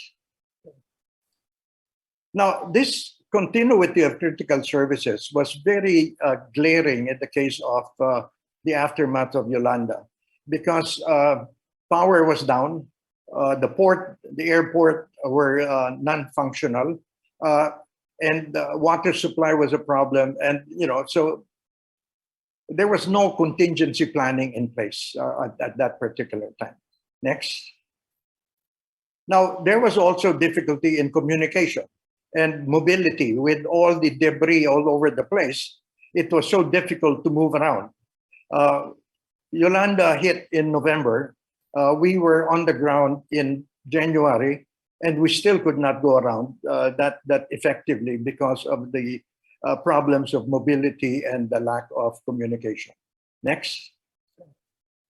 Now, also, there was a problem of leadership and management. It was not very clear who was, making the decisions, and there were a lot of donor agencies that were coming, and medyo may kaguluhan. Okay, so this is something that I think is an important consideration. Next. Of course, empowering the stakeholders, educating people, and providing up-to-date information was very important. This also during Yolanda was not evident. Next. And integrated development planning. Well, Yolanda hit several years back, and the laws on DRRM and climate change adaptation were kind of relatively new and not very well known to many of the LGUs. And so this was a kind of a problem that was faced at that time. Next. So how do we apply these attributes to our towns and cities? Next. Well, briefly, it's actually adapting a development path that is disaster resilient, risk sensitive, ecosystem-based, and correlated with poverty eradication. The last point here is important because of the social justice objective that we are trying to achieve. Next. So what must we consider? Okay, number one are the external shocks, the issue of poverty, and the insecurity of livelihood. Many of our poor households live in rural areas. They're very dependent on agriculture, fisheries, forests, and livestock. Unfortunately, these sources of livelihood are also the most affected by extreme weather events. And therefore, those who are dependent on them become even more vulnerable to disasters and impacts of climate change. Next, please. Another thing that needs to be considered are the natural resources and the environment. Now, we know that we have rich natural resources, but we also have deforestation, degradation of watersheds, depletion of reefs and coastal ecosystems. And these are reducing nature's defense capacity against hazards. Now, this practice, this degradation of our natural resources, aggravates the impact of disasters such as floods, landslides, storm surges, typhoons, and drought. And they contribute to overall ecosystem degradation and loss, including soil erosion, salinization of soils, and biodiversity loss. Next slide. Also, environmental degradation is reducing the availability of goods and services to local communities, many of whom depend on them. And so it shrinks the economic activities and the options for livelihood of people. But also, we know very well, and there have been a lot of studies and policies that have been adopted for this, is that healthy and diverse ecosystems are really more resilient to hazards. And there have been examples all over the country, for example, where there are mangrove forests, the areas are less susceptible to storm surge and flooding. Next. Another thing we must consider, of course, is climate change and the disaster risks and the implications on food security. With climate change, we expect more frequent and more intensive climate-related hazards. Also, the difficulty of predicting and the change in the spatial distribution of the effects of climate change. Data is very important, and science-based information and decision-making is very important here. As climate change it will increase the risk and vulnerability of particular social groups and economic sectors being the most vulnerable, the problems are compounded by climate change and sea level rise, ecosystem stress, and the degradation of natural resources. Next. Also, the increase in vulnerability is much more significant in the poorer regions of the country, particularly those areas that are very dependent largely on subsistence agriculture. These are the regions that are most likely to be affected by food and water shortages. And we know where these places are. I think this is being the target of a number of government policies in the last few years. Next. So what are the priority actions that we should take? One is to correlate and prioritize the eradication of poverty and hunger. This, I think, should be foremost when we talk about the building of resiliency in our towns and cities. Next. Adopting a risk-sensitive, ecosystem-based land use strategy, which means the effective management of land, of water systems, forests, wetlands, soils, other resources, so that we can redress the environmental causes of vulnerability and risks. Next.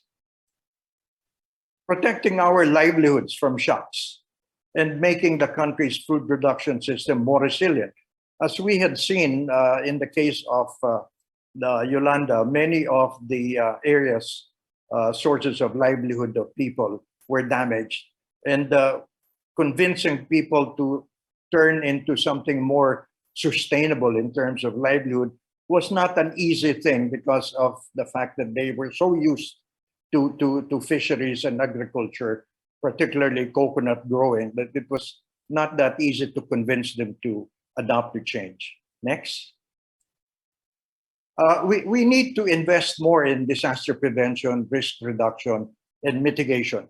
We find that especially in the poorer LGUs, 4 to 6 class municipalities, there still is a very strong reactive kind of post-disaster relief and rescue operation focus, not much on prevention and risk reduction. Next. We have been trying to mainstream, helping LGUs mainstream DRRM and climate change adaptation in local development plans. And we're trying to particularly get them to focus on adopting more productive and resilient livelihoods. As I said, it's easier said than done. On more sustainable food production practices and technologies, and the effective management of natural resources, and the protection of the built environment. Recently, we have been trying to promote the further improvements to their coastal land use plans in response to the proliferation of proposals for coastal land reclamations. Next. Investing in planning tools. This is something that a number of LGUs have started to do, but we don't find it prevalent in the poorer LGUs, particularly, again, the 4th to 6th class municipalities. They don't even have enough personnel, permanent personnel, to manage their GIS mapping functions. Very often, the people they have are casuals, and their contracts are renewed every 3 to 6 months, and you know this is a big disadvantage when you're trying to do risk mapping when you don't have the right kind of people to do the kind of work. But we know very well that this GIS-based disaster risk mapping is very important, and it needs to be combined with a scenario-based approach to integrate disaster risk reduction and management and climate change adaptation in their land use plans. Next. And then formulating a comprehensive long-term local economic development plan. The World Bank has been promoting this program of Ready to Rebuild. And it's been helping LGUs in coming up with post-disaster recovery plan.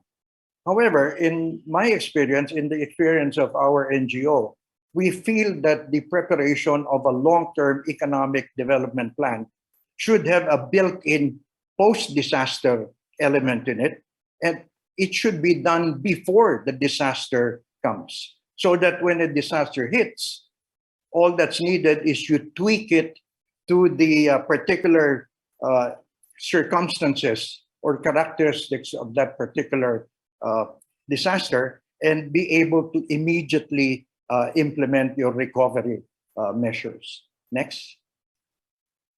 So in conclusion, building the resilience of our cities and towns can be achieved by adapting a development path that is disaster resilient, risk sensitive, ecosystem based, and correlated with poverty eradication.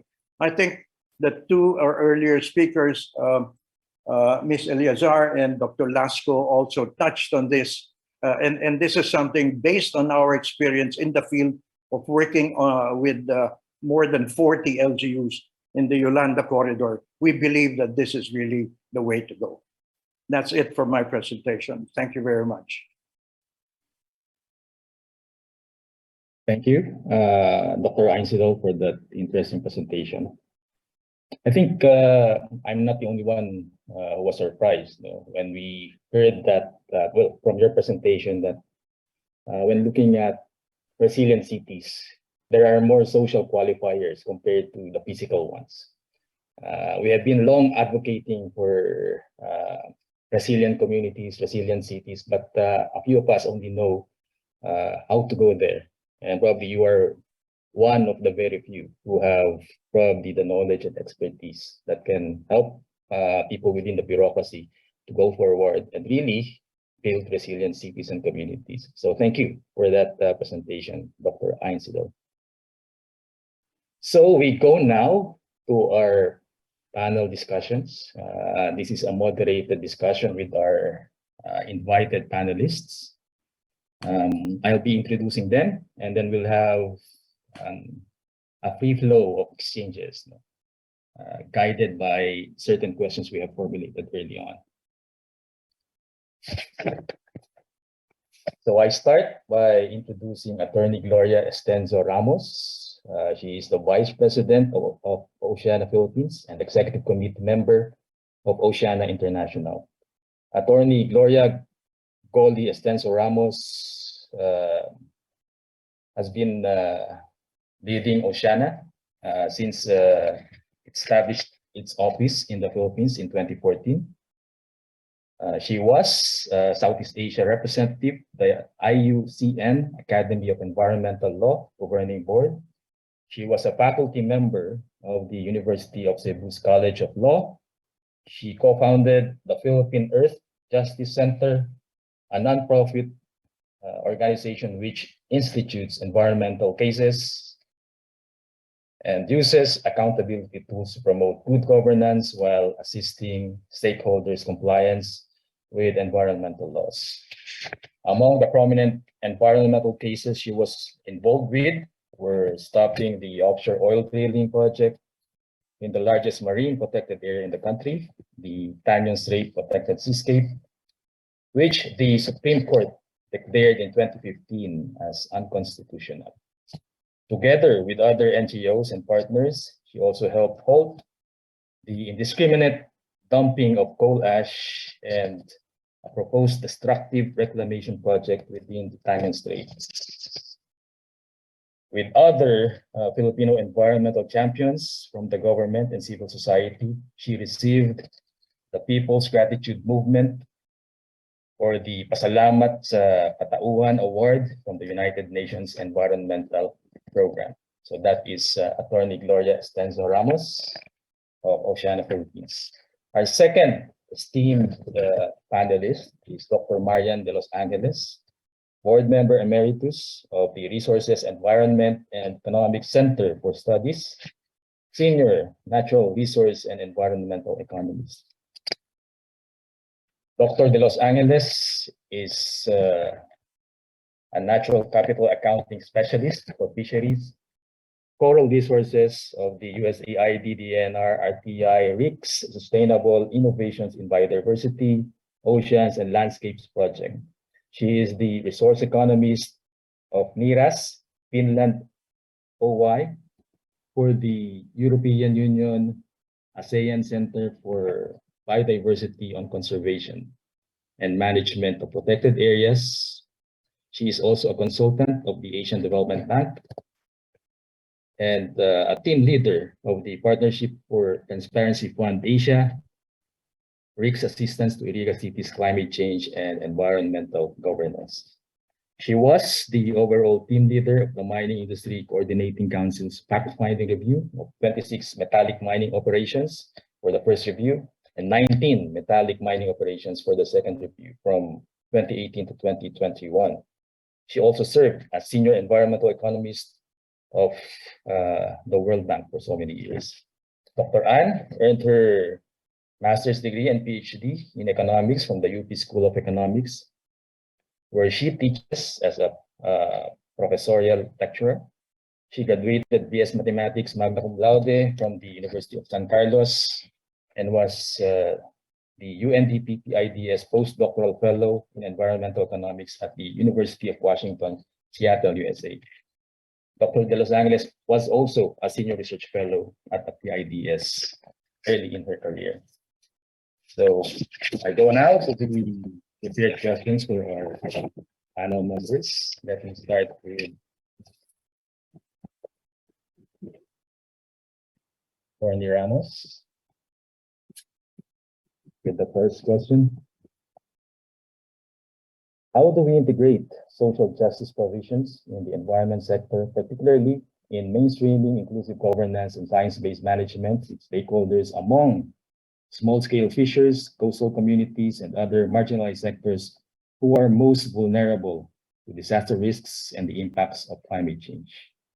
Attorney Ramos, please. Your response. Yes, good morning. And first of all, I'd like to thank PIDS for inviting Oshana to be part of this annual public policy conference. It's such a big honor. And I'm just so happy to share also our experience in working closely with our artisanal fisher folks and coastal communities as our natural partner. So we have had extensive experience and lessons learned in how we can mainstream social justice and the life of our fisher folks. As a lawyer, I should mention that our constitution actually guarantees, this is a social justice provision, the right of our artisanal fisher folks, this preferential access to their traditional fishing grounds. And this is implemented by a national law, Fisheries Code is amended, which has reserved our municipal waters from the coast up to 15 kilometers for our preferential, for the use of our small-scale fisher folks. They know that it is their right, but they are seeing tolerance or encroachment of commercial fishing operators in the municipal waters, and this has really contributed to their deepening poverty and make them more vulnerable to the impacts of climate change. So how do we make them real partners? So we have to provide the platform. So Oshana, for example, hosts policy dialogue among our fisher folks and coastal communities with key decision makers so that their issues are ventilated and there is immediate response on the part of our policymakers. Likewise, we have to reach out to our coastal community, to our fisher folks and the marginalized sectors in our rural communities. How we can have an informal group through chat. So one good thing about the pandemic that has happened is our fisher folks and those in far-flung areas have adopted technology because for them, they have to know what's happening and also for decision makers to know what is happening to them.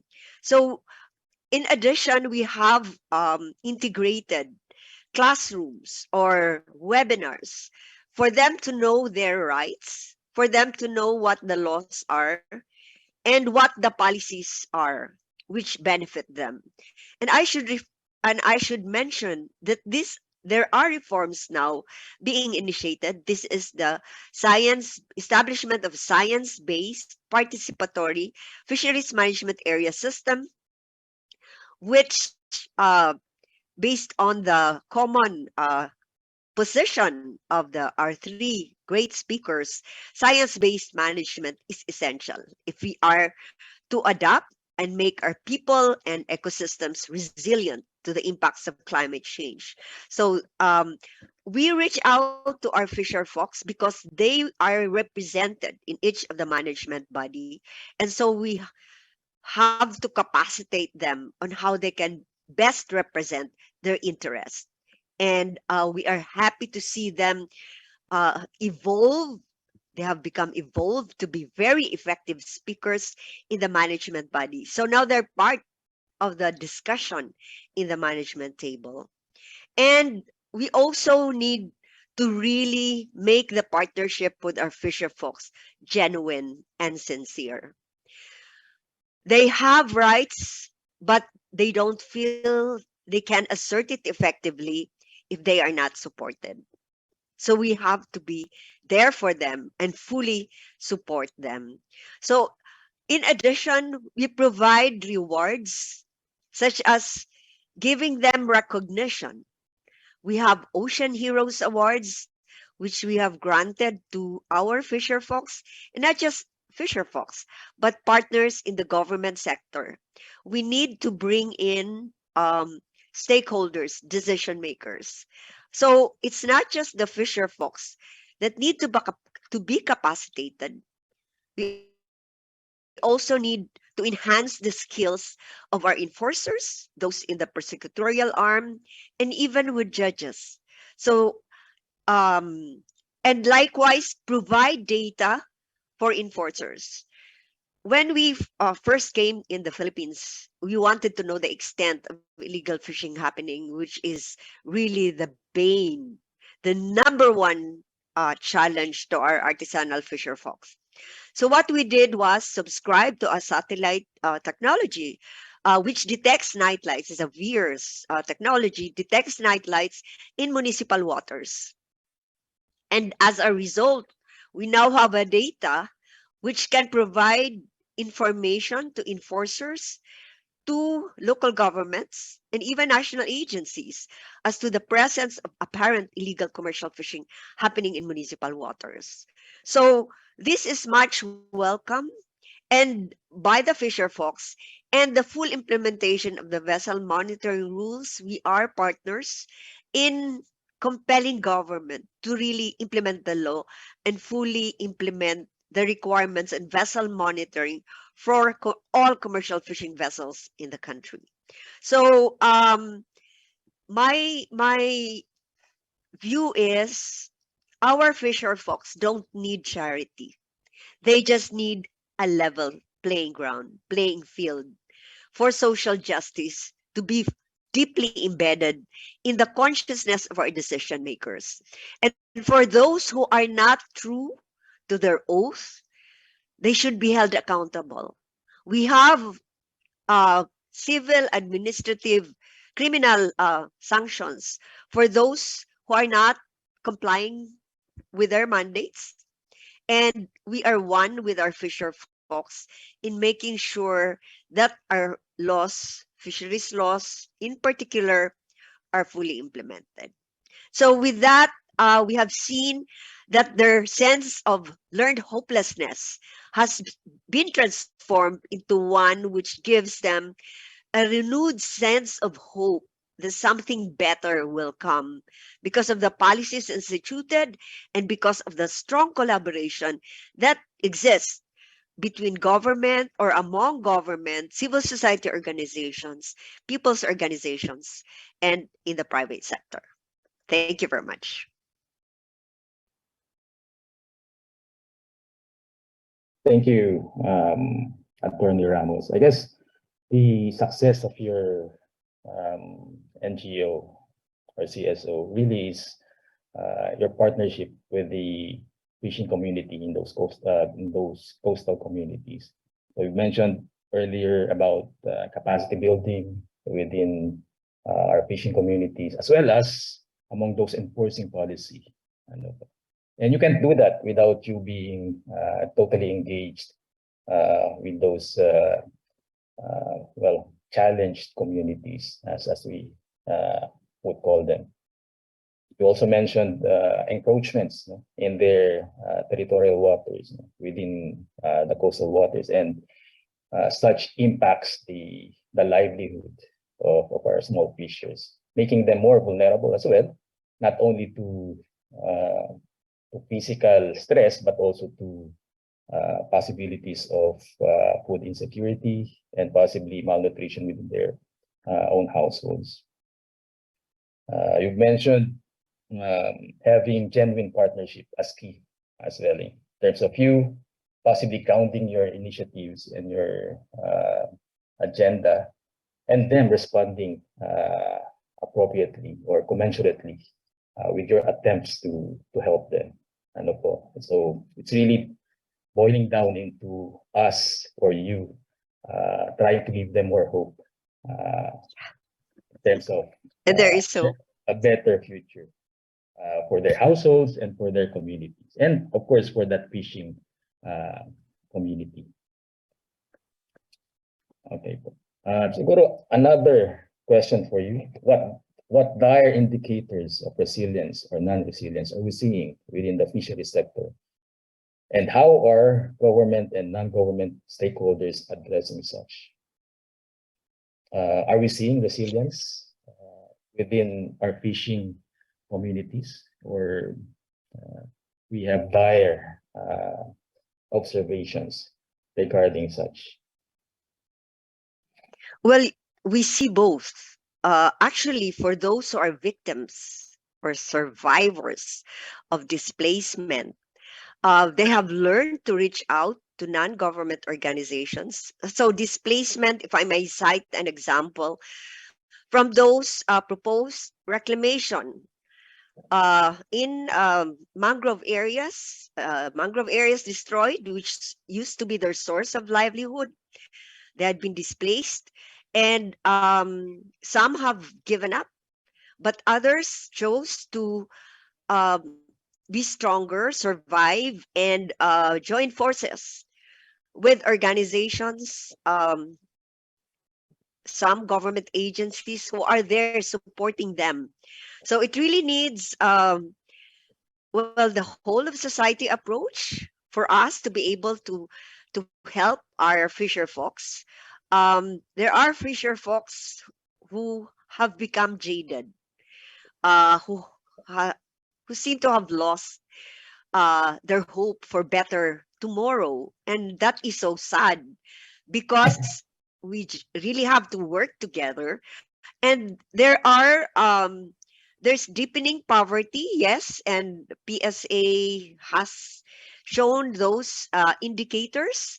There's malnutrition, and I'm happy to share that the OST, FNRI, and Oceana will be hosting a dialogue or a policy dialogue on a study, a report on fish in nutrition systems, where it was shown through data that those in the Central Visayas and Southern Mindanao have the poorest of the poor among coastal communities, and the coastal communities are really the most food insecure group in our country, which is so ironic, but which also reveals that the state of our fishers is truly alarming.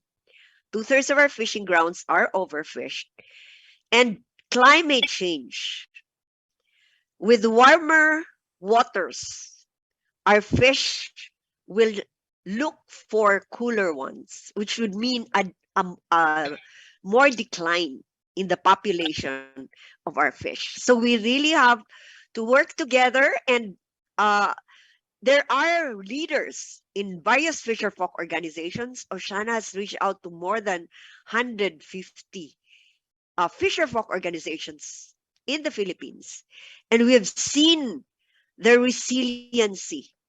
As I mentioned, if they see you are truly and sincerely supporting them, they really stand up to their position and assert their rights. So I hope government listens.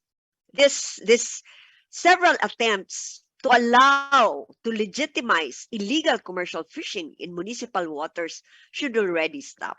Meron na tayo, for example, ng National Sardine Management Plan, na even former Agriculture Secretary Dar directed the Bureau of Fisheries, Central Office, and regional offices to adapt, because this was really went through a public consultation and science-based, and we show the real state of sardine fisheries in the country, yet the implementation, the adaptation is so slow. So if you really want resilient communities, maybe those who are mandated to really prioritize and deliver services to our people should take this seriously. Poverty is poverty. We are privileged that we have choices, but those in the coastal communities have nothing, but we should encourage them and that we are fully supporting them through the reforms that are being instituted now. So that's why I said both. Uh, you know, there are the indicators are really alarming: deepening poverty, malnutrition, lack of access to basic services, which really makes them more vulnerable to the impacts of climate change. Yet we should provide them the sense of hope, and these leaders in various fisherfolk organizations have that capacity to really effect changes, but they should be part in the decision making process. So that's one thread of the discussion by Dr. Eleazar, Dr. Lasco, that there should be truly inclusive governance. They have to be in the councils that are created so that voices from all sectors are heard. Thank you. Well, thank you for that response. I guess we really need more bureaucratic action. The government has to do more for our fishing communities, given that, as you mentioned, they are the most vulnerable, they are the most food insecure, which is very ironic, given that our oceans are rich, supposedly, in resource. But what's good is there is hope and help coming from your organization and other NGOs, CSOs, and of course, the different arms of the government are giving such to our local communities. And probably the realization among our communities that they cannot do this alone is also a big thing. No? They have to hold hands, not only among themselves, but also with the government and with actors like yourselves who want to help. And with such, I think we'll have a more positive future ahead for our fishing communities. So marami pong challenges, ang dami natin challenges, and we are seeing napakarami decades more of suffering for our small fisher folks. But with your help and probably an augmented bureaucratic action, we'll have a better place for our small fishers in the near future. Yes, and idagdag ko lang talaga, accountability is important. There's really a sense of entitlement and complacency. It's because some officials are not held accountable. It's really high time we do that. Citizen suits are embedded in our national laws, but only a handful are really availing of it. Thank you very much. Thank you, Attorney Ramos. I guess that's the drawback in terms of us having a democratic way of voting our officials into office, and probably with less information available to our communities and voters. So I guess I'll go to Dr. De Los Angeles for our questions. My first question for Dr. De Los Angeles: given a long and impressive career working with the government, international development organizations, and civil society, how would you frame the critical issues of equity and social justice within the environment sector? What have we been doing right? Or in one instance, what have we been doing wrong in the sector? Dr. De Los Angeles, please, for response.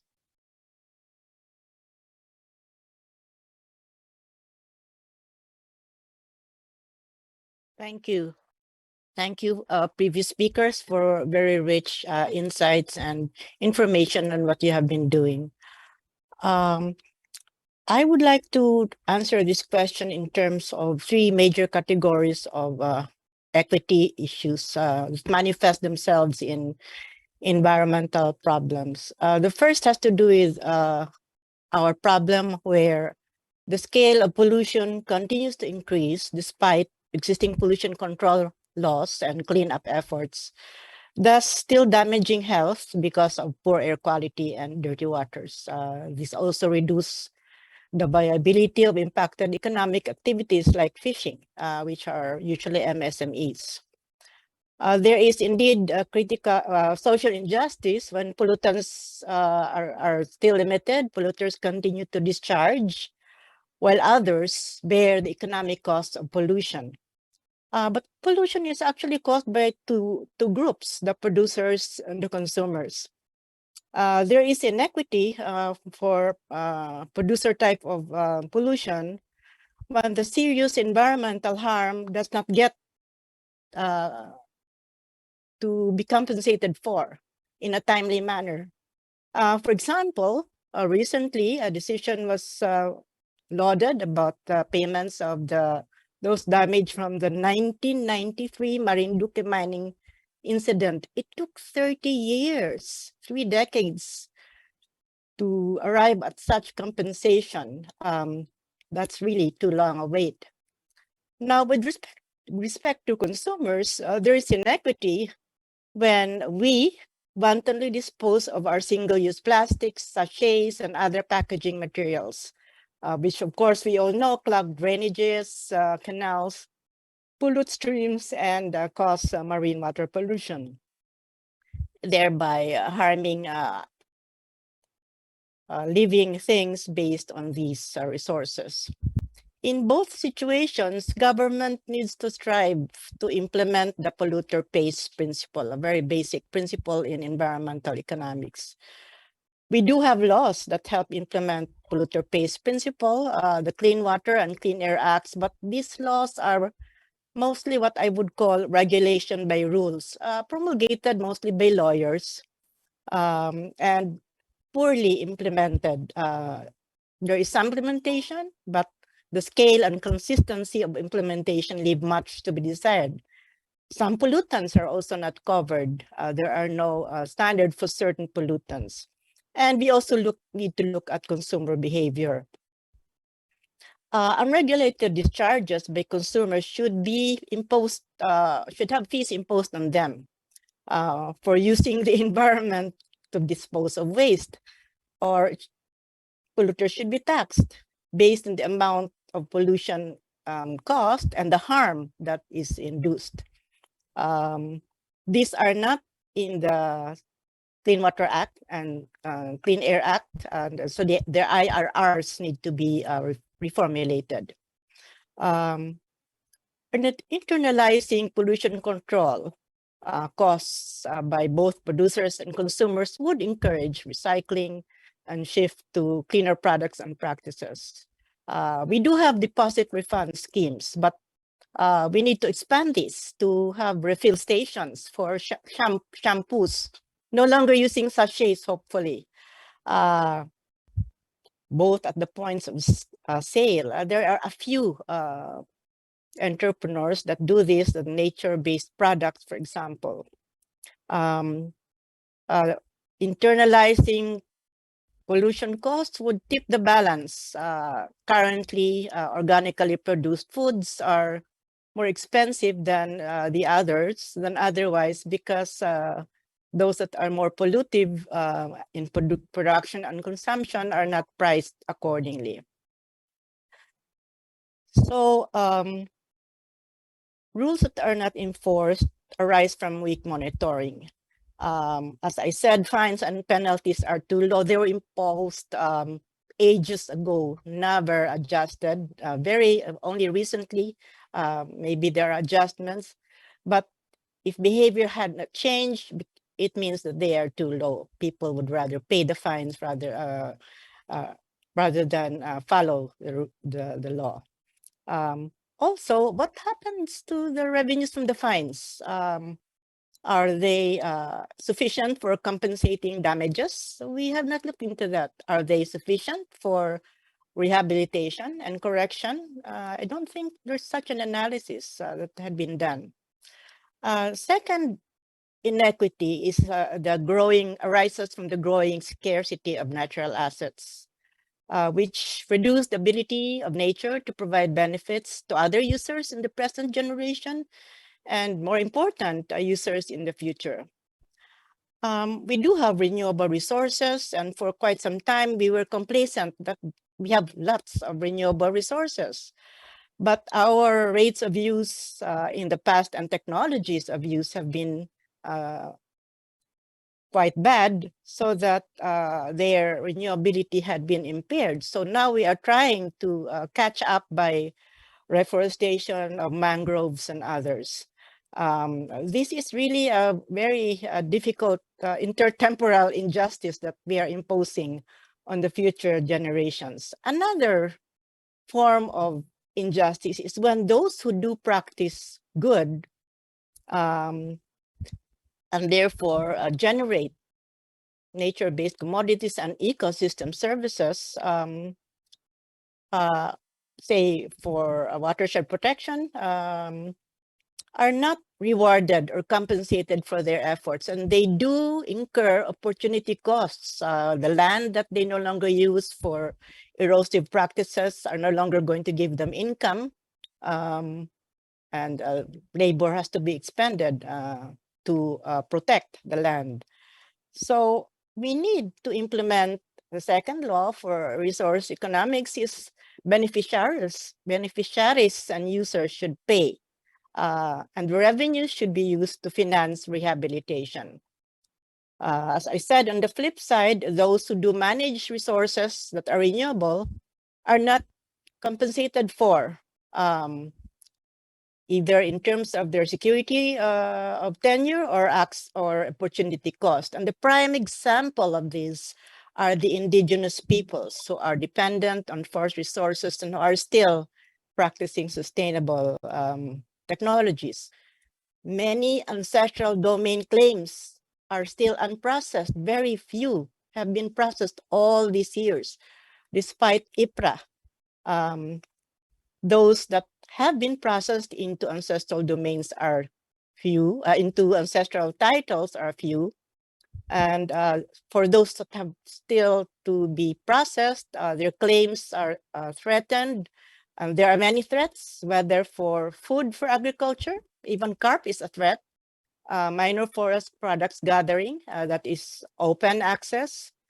And so they are not able to practice well, and they are very uncertain about their future. That's a very, very bad case of injustice.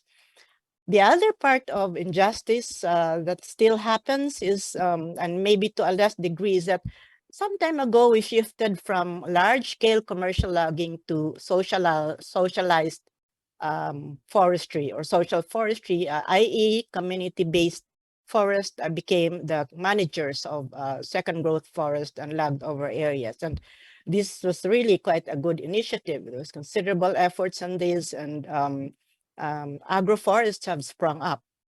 But the title for that, or the security for that, is only 25 years. And we are now supposed to be in the second generation of community forest, or CSCs, community stewardship contracts. And I am told that the processing into the second generation, because we are allowed 50 years maximum under our Regalian law or doctrine, has been rather slow.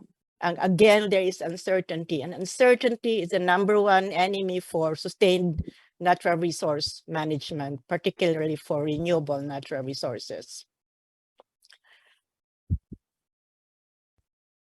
So those are my basic expressions of inequity in NRM, ENRM. Thank you for that response, Dr. De Los Angeles.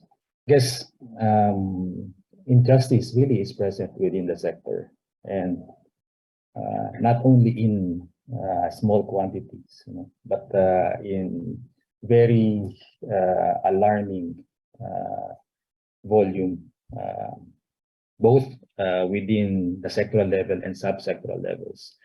You mentioned inequities or injustice in terms of those who violate policies and laws or legislations that are not being penalized correctly.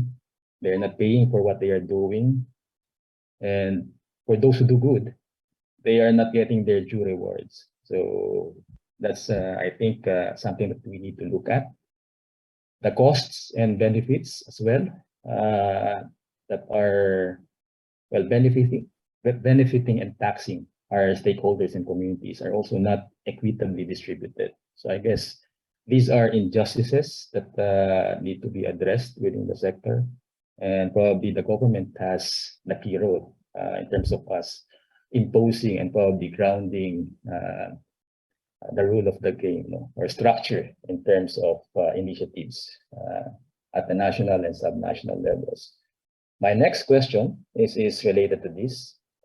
How healthy is environmental governance in the Philippines?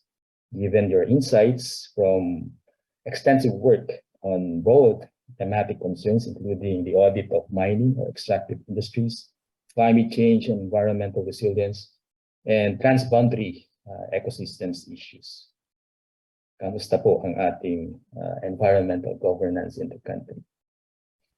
In the context of mining, the audit process that DNR regularly does every year was followed by the review that MICC instituted. And what the review did was to assemble a team of specialists in legal, mining, environment, socio-cultural, and economic aspects. And what we discovered, and this is just a few, I'm only touching the basics, is that planning for the mining area in the future for both the mined out sites and also the not mined areas needs to be done with the landscape perspective, because going through the landscape means you are going to look at the connectivity among natural resources and among ecosystems. So the point made by Dr. Lasco on Ridge and by Secretary, our new Secretary, that she included rivers, ridge, rivers, and reefs. And that's really great because we are allowing for the transmission mechanisms. This means that a feasibility study before the mining permit is granted should already be with many plans. Plans for mining, the use of water, settlement areas, disaster preparedness, conservation of biodiverse areas, social development, remediation, and rehabilitation. Some of these plans are not timed well. They are formulated only much later. So now they should be harmonized. They should be properly phased in terms of implementation.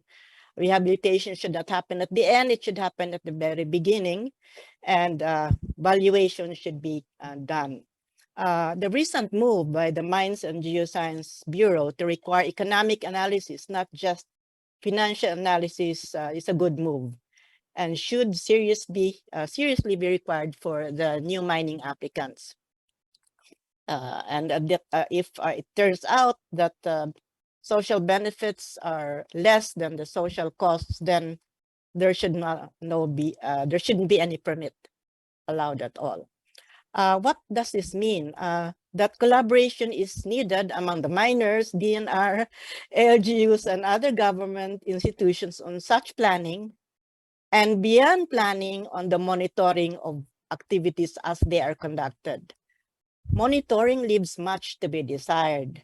The point was made earlier about science-based analysis and monitoring, and examples were given by Attorney Golly. And I would like to emphasize that science-based means natural sciences, engineering and geological sciences, and social sciences. What does this entail? That for the existing mines, the review of practices and their environmental quality impacts should be done continuously and validated. The scientific data should be validated with local populations. We did have the multi-sectoral monitoring team. We still do that. At one point, Environmental Management Bureau was removed, but now it's back, which is good. But the monitoring strategy could really be improved. It should be done not only within the mining area, but also off-site, downstream, and into the streams outside of the mining concession, the coastal waters included. Because the benefits and the costs are uneven, as you mentioned earlier. and poorer groups normally bear the burden of the costs or harm, even during the lifetime of the mine. However, on-the-ground monitoring by the MMT has been problematic and by the mining companies because of access during times of heavy rain. So when the impacts are most, you are unable to monitor. You monitor only during the dry season when you can travel. Isn't that an irony? And that means that you're undervaluing, under measuring impacts, and even the timeliness of the monitoring is pretty bad. So if you're unable to go to the site, then you should design the monitoring stations well enough, and they should be properly designed so that they can withstand typhoons, so that we can discern the sources of the problem and their impacts. It also means that we now have to do more monitoring remotely using drones, and we did this in our review, and real-time satellite imagery, which should be not so expensive if we are continuously buying them and analyzing them and putting them to good use. And I will touch on this later on also. But remote monitoring is to be validated by the resident communities who can identify the inequities.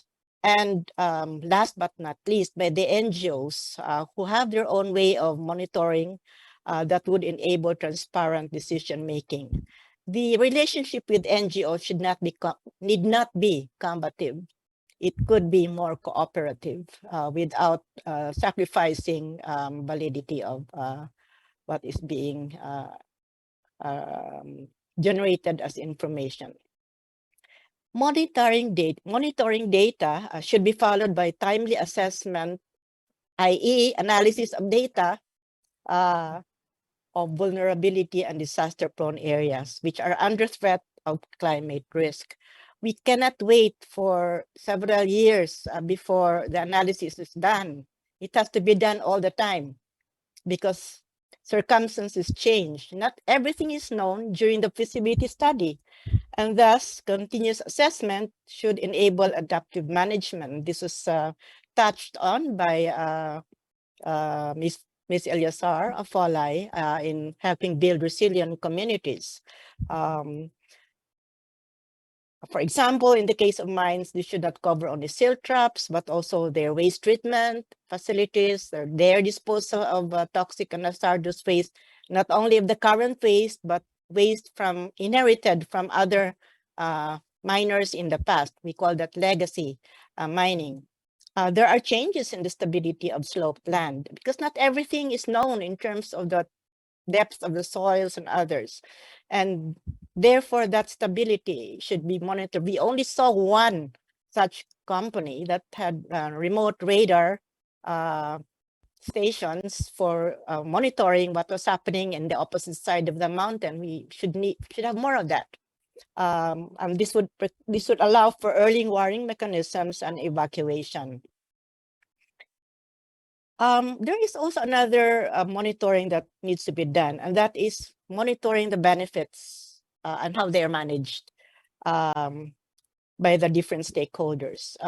Mining, after all, is using a non-renewable resource. So at some point in the past, in the future, the mine gets exhausted, and what happens? But while mineral resources are depletable, that is, the mines have fixed lifetimes, income from mining could be sustained if sound investments are made by the beneficiaries from mining. This should be true for the mining corporations, the national government that earns taxes, the LGUs that has a share of natural wealth, indigenous peoples that earn royalties, and the communities who are the targets of the social development management program in mining. A good avenue that was included in the Mining Act for social responsibility, but which could still be improved. For example, the SDMP is funded out of a percentage sales of the year. So if mining is in a slump, there is no money for SDMP, which is exactly when you need an SDMP. So again, we have that problem. Allocation of funds should be towards lasting entrepreneurship. Some of the times, LGUs take part in the decision of how the SDMP is spent. Some LGUs prefer visible, structures like a flagpole or a shed. Some of these are basic needs for governments to fund out of their own IRA. It should not be out of the earnings from mining share from excise taxes. Rather, the earnings should be funding entrepreneurship that will allow for more incomes from other sources to be built in the future. So the share of natural resource from mining should be invested to improve sustainability of income from mining. For indigenous peoples, they have royalties, and there are some cases that are part of the EITI where which show that the royalties do help the bigger community, not just the leaders of a tribe. But there are many who are not part of EITI, and there are many complaints that we received that the revenue or the royalties, revenue from royalties are captured by local leaders. And attention should be paid by NCIP to this. Are they credibly monitoring the welfare of their constituents? So that leaves to be looked into some more. I would like on the aside to applaud the Philippines' return to the EITI. We left it a few months ago and now we are back, thank goodness. But we need to scale up that participation in EITI. I will not touch on the other resources because I think I have enough time only for the mining case. And I guess the mining case is extensive enough as a topic for discussion. So we need intervention pre, during, and after mining operations. We've seen as well the need for programmatic assessment of mining operation proposals.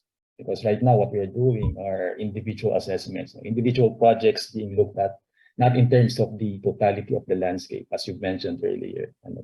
And then when they operate, we have compromised monitoring and evaluation. You mentioned MMPs with very limited probably scope, and then also limited in terms of resource and consistency because you have different MMPs for even adjacent mining operations. So parang wala pong continuity, wala yung overlapping knowledge in terms of impacts as well.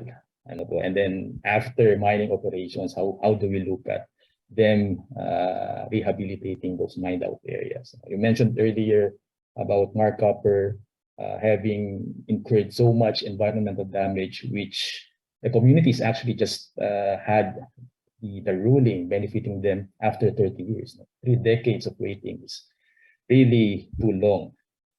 So we need to do a lot. And I guess the mining audits that you led several years ago are good inputs toward us knowing more about the extractive industries and us bettering what we have right now governance-wise. You mentioned as well EITI, our movement away, and then now we're back with them. I think that platform for transparency is critical in terms of us looking at the benefits and the costs of mining operations in the country. Instead of us limiting, for example, the indicators being monitored by EITI or reported under that platform, I think we need to expand that and have a better record over the years of what we have figure-wise, quantitative-wise, so that we can actually verify whether we are benefiting from mining operations or not. And our communities are benefiting as well. Indigenous peoples, that's another huge topic for discussion. And you've mentioned as well that they are receiving royalties but how such royalties are being distributed within IT communities is another difficult topic of discourse and conversation. So siguro another venue for that very interesting exchange. So ma'am, thank you very much for your responses. I guess now we go back to our resource speakers. I'll ask them for their comments on the manifestations of our panelists. May I start with Ms. Eleazar? You're still there? Yes, of course. Thank you, Doc Sonny. I agree with what Doc Ann has mentioned. There's really a need to revisit our environmental governance mechanism and make sure that it works for the disadvantaged. Also make sure that the policies and programs are aligned towards benefiting those who are at the forefront and actually investing their time and resources and capital to protecting these resources to the benefit of everyone, right? So we're talking about our indigenous peoples who occupy vast tracts of land, but whose domain should be recognized de facto, right? I mean, we are imposing formal and official rules and legislations on top of what already exists. They have been occupying and practicing sustainable environmental management for decades, practices for decades, which were responsible for making sure that these resources, these ecosystems provide the benefits that we all derive. So it's the greater community which free rides on the efforts of these other people. But so adequate emphasis, revisit our existing policies and programs to make sure that they deliver on the marginalized and the most vulnerable. Thank you. I think we recognize the unique vantage point of international development organizations when looking at local issues. And I guess UNDP is a very good example of such. So how would you qualify the organization's successes? And well, of course, your observed impediments as well with regard to development initiatives and resilience. Yes, thank you, Doc Sonny. With respect to that issue, the UNDP has been at the forefront of recognizing the efforts of indigenous communities in the protection of our biodiversity. In fact, the Philippines is recognized as a global leader by virtue of this program that we have initiated with the Biodiversity Management Bureau of recognizing ICCAs as an effective conservation measure. And it's now enshrined in our expanded NIPAS law. So that's one of the success.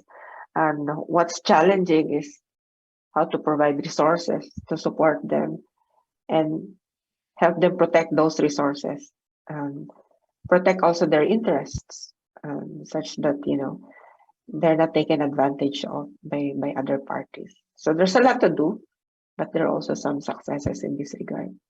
Thank you. Thank you for that response. May I ask Dr. Einsiedel for your reaction to the manifestations of our panelists? Well, monitoring development is really very important, and many of our and the LGUs are at the forefront of what's going on in their territories. But sadly, a large number of our LGUs don't have adequate personnel with the right kind of skills.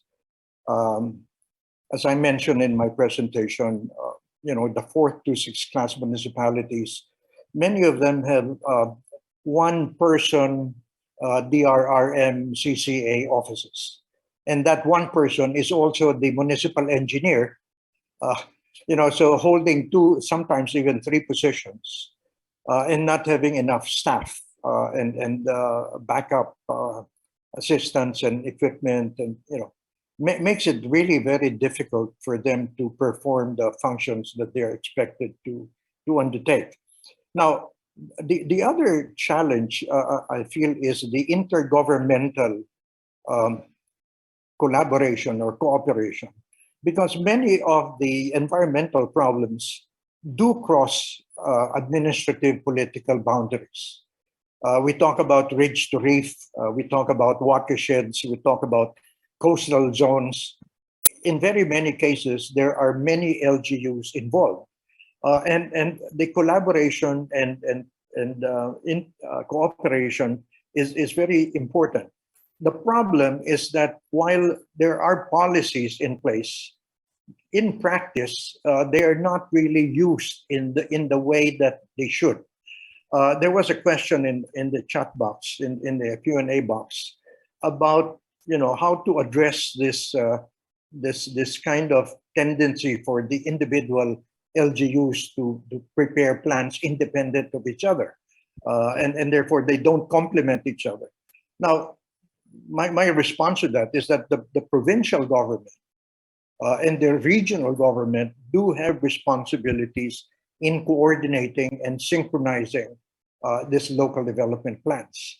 The challenge, however, is that there are still many provincial governments that also don't have sufficient technical staff to review all of these plans. The provincial governments, for example, are responsible for evaluating, reviewing, and approving the comprehensive land use plans of the individual LGUs. Okay. Now, definitely, coastal areas, forested areas, all the natural resources within the LGU's territory need to be considered in the preparation of these land use plans. Now, these are submitted to the provincial government for review. Now, if you don't have that capacity at the provincial government level, then there's not going to be any integration at all that's going to happen. Unless the governor himself or herself would give instructions for the LGUs to get together and come up with a comprehensive integrated plan. Now, that has been done in a number of places. It has been done in Leyte with the governor coming from Palo, for example, the Binahaan watershed, instructing all the 6 LGUs that comprise that watershed area to come together and come up with an integrated watershed management plan. So, it can be done. It's just that in many cases, perhaps because of, parochial politics, it does not happen very frequently. But I think if we are able to educate people and inform the public in a much broader way, so that more people get to understand what the cross-boundary implications are to their livelihood and to their lives, then probably they could pressure their local politicians in working together more effectively. Thank you. Yeah, probably that's one of the drawbacks of our supposed autonomy among LGUs. They have their own plans, they have their own grounding of policies, and unfortunately, they are limited by their political bounds. You mentioned earlier the supposed aggregating work from our regional and provincial offices. But unfortunately, upon review of so many of their provincial physical framework and development plans, they have very limited coverage in terms of municipal and city inputs. And if you're just going to look at their provincial documents, you won't be able to see enough inputs coming from the CDPs and CLUPs of our municipalities. So that's a very big weakness that we need to actually have interventions on. You are right, we lack capacity, probably in all levels. Even in some national government agencies, we lack capacity, but more so in our LGUs. And you mentioned the number of people. Right now, I think what's good is we have local DRR officers in most of our LGUs on a permanent appointment. But we don't have environment officers who are in charge of CC or climate change related adaptation and mitigation. Magkahiwalay pa rin po kasi ginagawa nila sa climate change at saka sa DRR. But when they are tagging expenditure, they are tagging for climate change DRR related funding. So that's another item that is very interesting. So my question is, how limited is that cascade of plans from the national to the local level, or the bottom-up contribution in terms of provincial and regional planning? Do you have a sense where we are right now? Well, I have been working with a number of LGUs over the last few years. And in fact, I kind of prefer working with the LGUs because may nangyayari pag kausap mo yung LGU in terms of enforcement, in terms of preparedness, in terms of mitigating measures, etc. Kasi yung from the national, while the policies at the national level are important, it does not really kind of effectively trickle down very well to the LGU level. And so yung interpretation and the implementation at the LGU level tends to kind of, kung gagawin man, just for compliance purposes. Di ba? So for example, kailangan mo ng LCCAP at saka local DRRM plan, magka-cut and paste. Mangongopya sa kapitbahay na LGU and then magka-cut and paste lang. So, the issue of natural resource management is location specific. So it really has to be based on the circumstances and characteristics of the place. No, hindi pwede yung cut and paste, di ba? Now, also because of the political structuring that's prevalent, pag hindi magkapolitiko yung magkatabing LGU, hindi nag-uusap, di ba? And also when the provincial governor also tries to get the mayors together, if the mayors are not all from the same political party, also that's a problem. Also, we have the problem of the chartered cities that are not necessarily reporting to the provincial government. Diba? So you have a situation like, people, NEDA now has been promoting, for example, the idea of metropolitan areas, the metropolitan development, metropolitan planning, okay? Now you have a metropolitan area where the core city is a chartered city. Hindi siya covered ng province administratively. So hindi siya kailangan mag-submit ng plano sa province, di ba? Now, how can you do a comprehensive integrated plan with the core city not being included, di ba? So I think there's something maybe that our legislative branch can do in addressing this particular issue. Kasi it's not only sa environment, no, but it's also economic. And much of the problem of poverty is linked to economic development. And so I think if we are able to convince the local politicians that when they try and promote economic development, they necessarily need to take into account the environmental and natural resources that support that. Because saan ba magagaling yung economy nila kung hindi mo ba balansehin dun sa environment, di ba? Yun, I think, is what needs to be further, disseminated. And I don't know, but I like the message of Dr. Lasco about it's not only the science, it's also how you communicate it. No, I think that's very important. Thank you. Very good response, Dr. Einsiedel.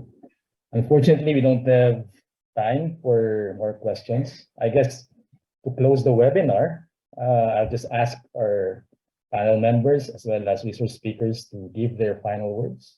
May I start with Attorney Ramos? Attorney Ramos, final words, please. Sorry.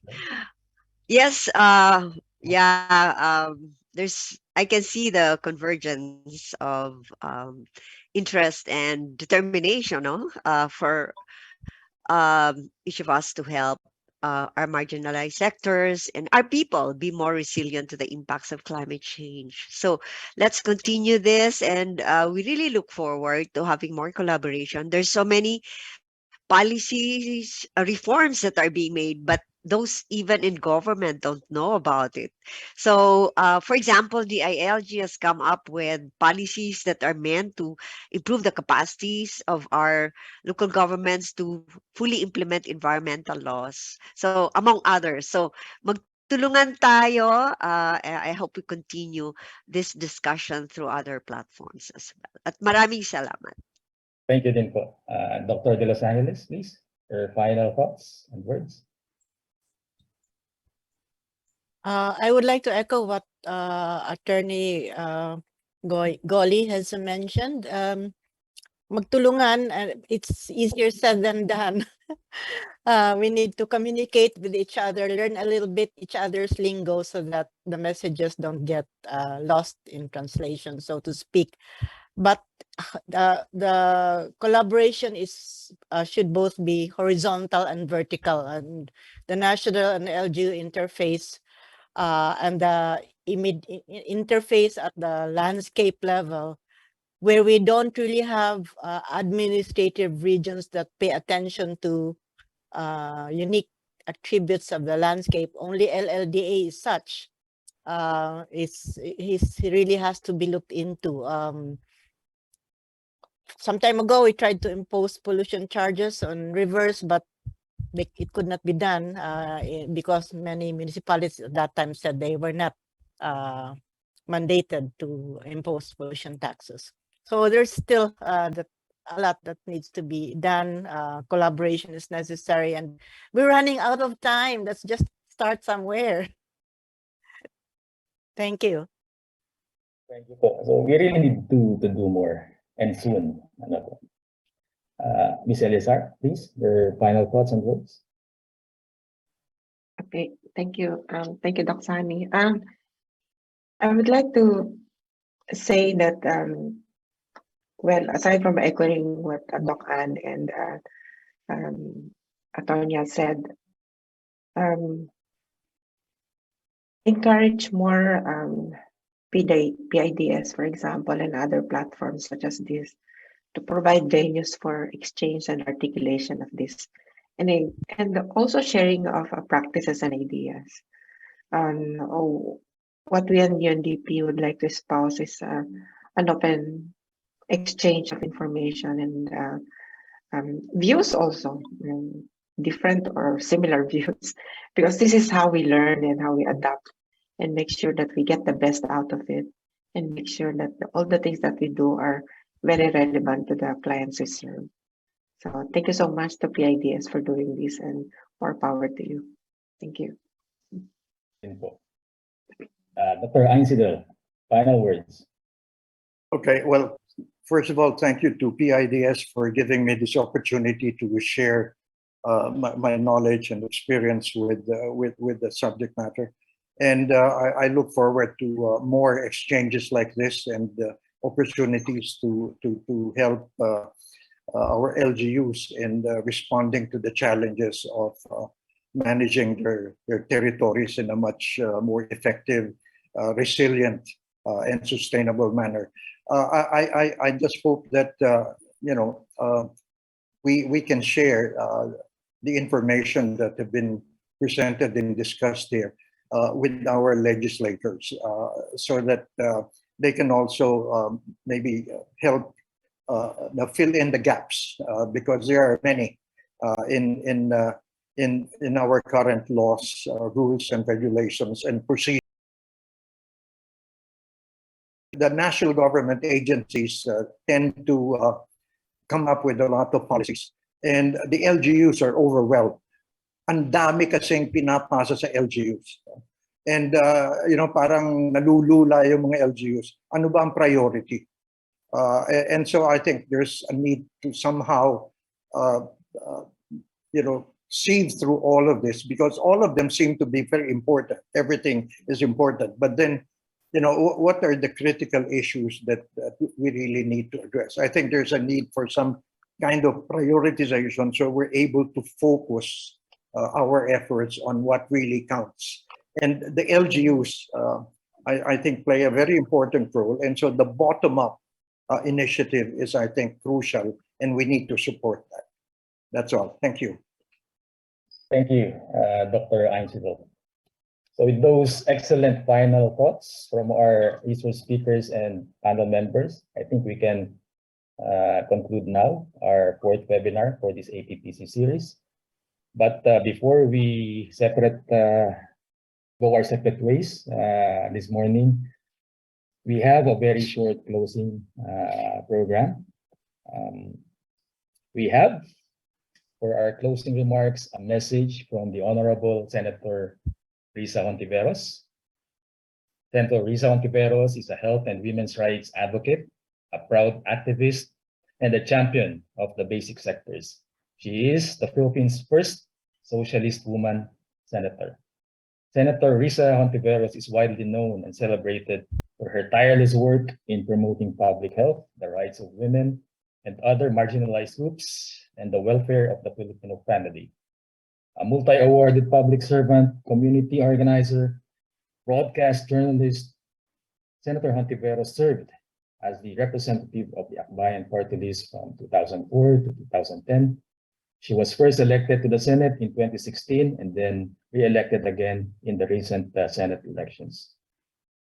Senator Hontiveros has personally championed 25 new landmark laws while serving as the chairperson of the Senate Committee on Women, Children, Family Relations, and Gender Equality. Aside from her legislative achievements, Senator Hontiveros is known as a fiscalizer due to her leading role in Senate investigations exposing corruption and abuses in government. She is also recognized for her work as a peace advocate, where she earned a nomination to the prestigious Nobel Peace Prize in 2005. So, ladies and gentlemen, Senator Risa Hontiveros.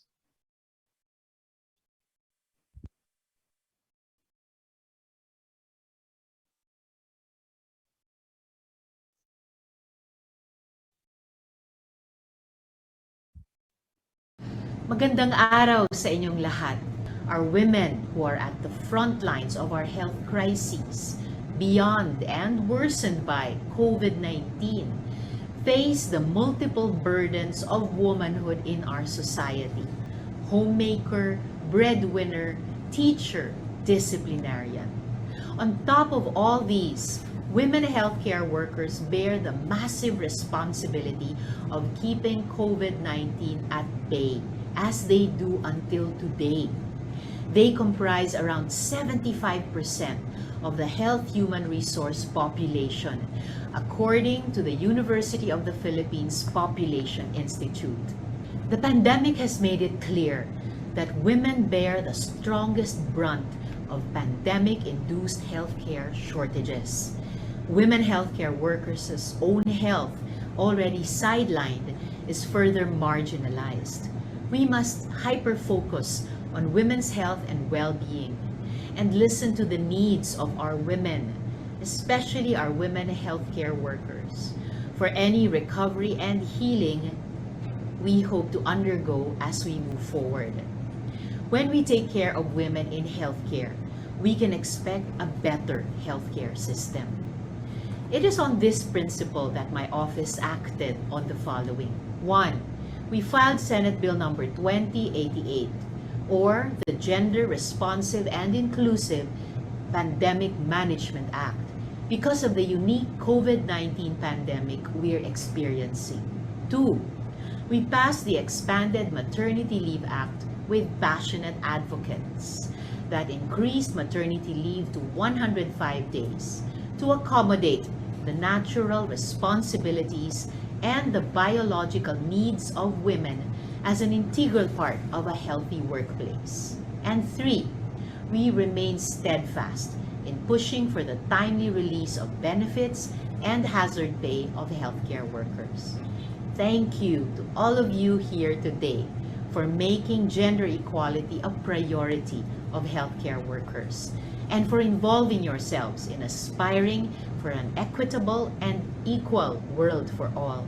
Surely, the fruits that this conference will bear will be tasted not just by women, not just by healthcare workers, but by our whole health system and the whole of Philippine society.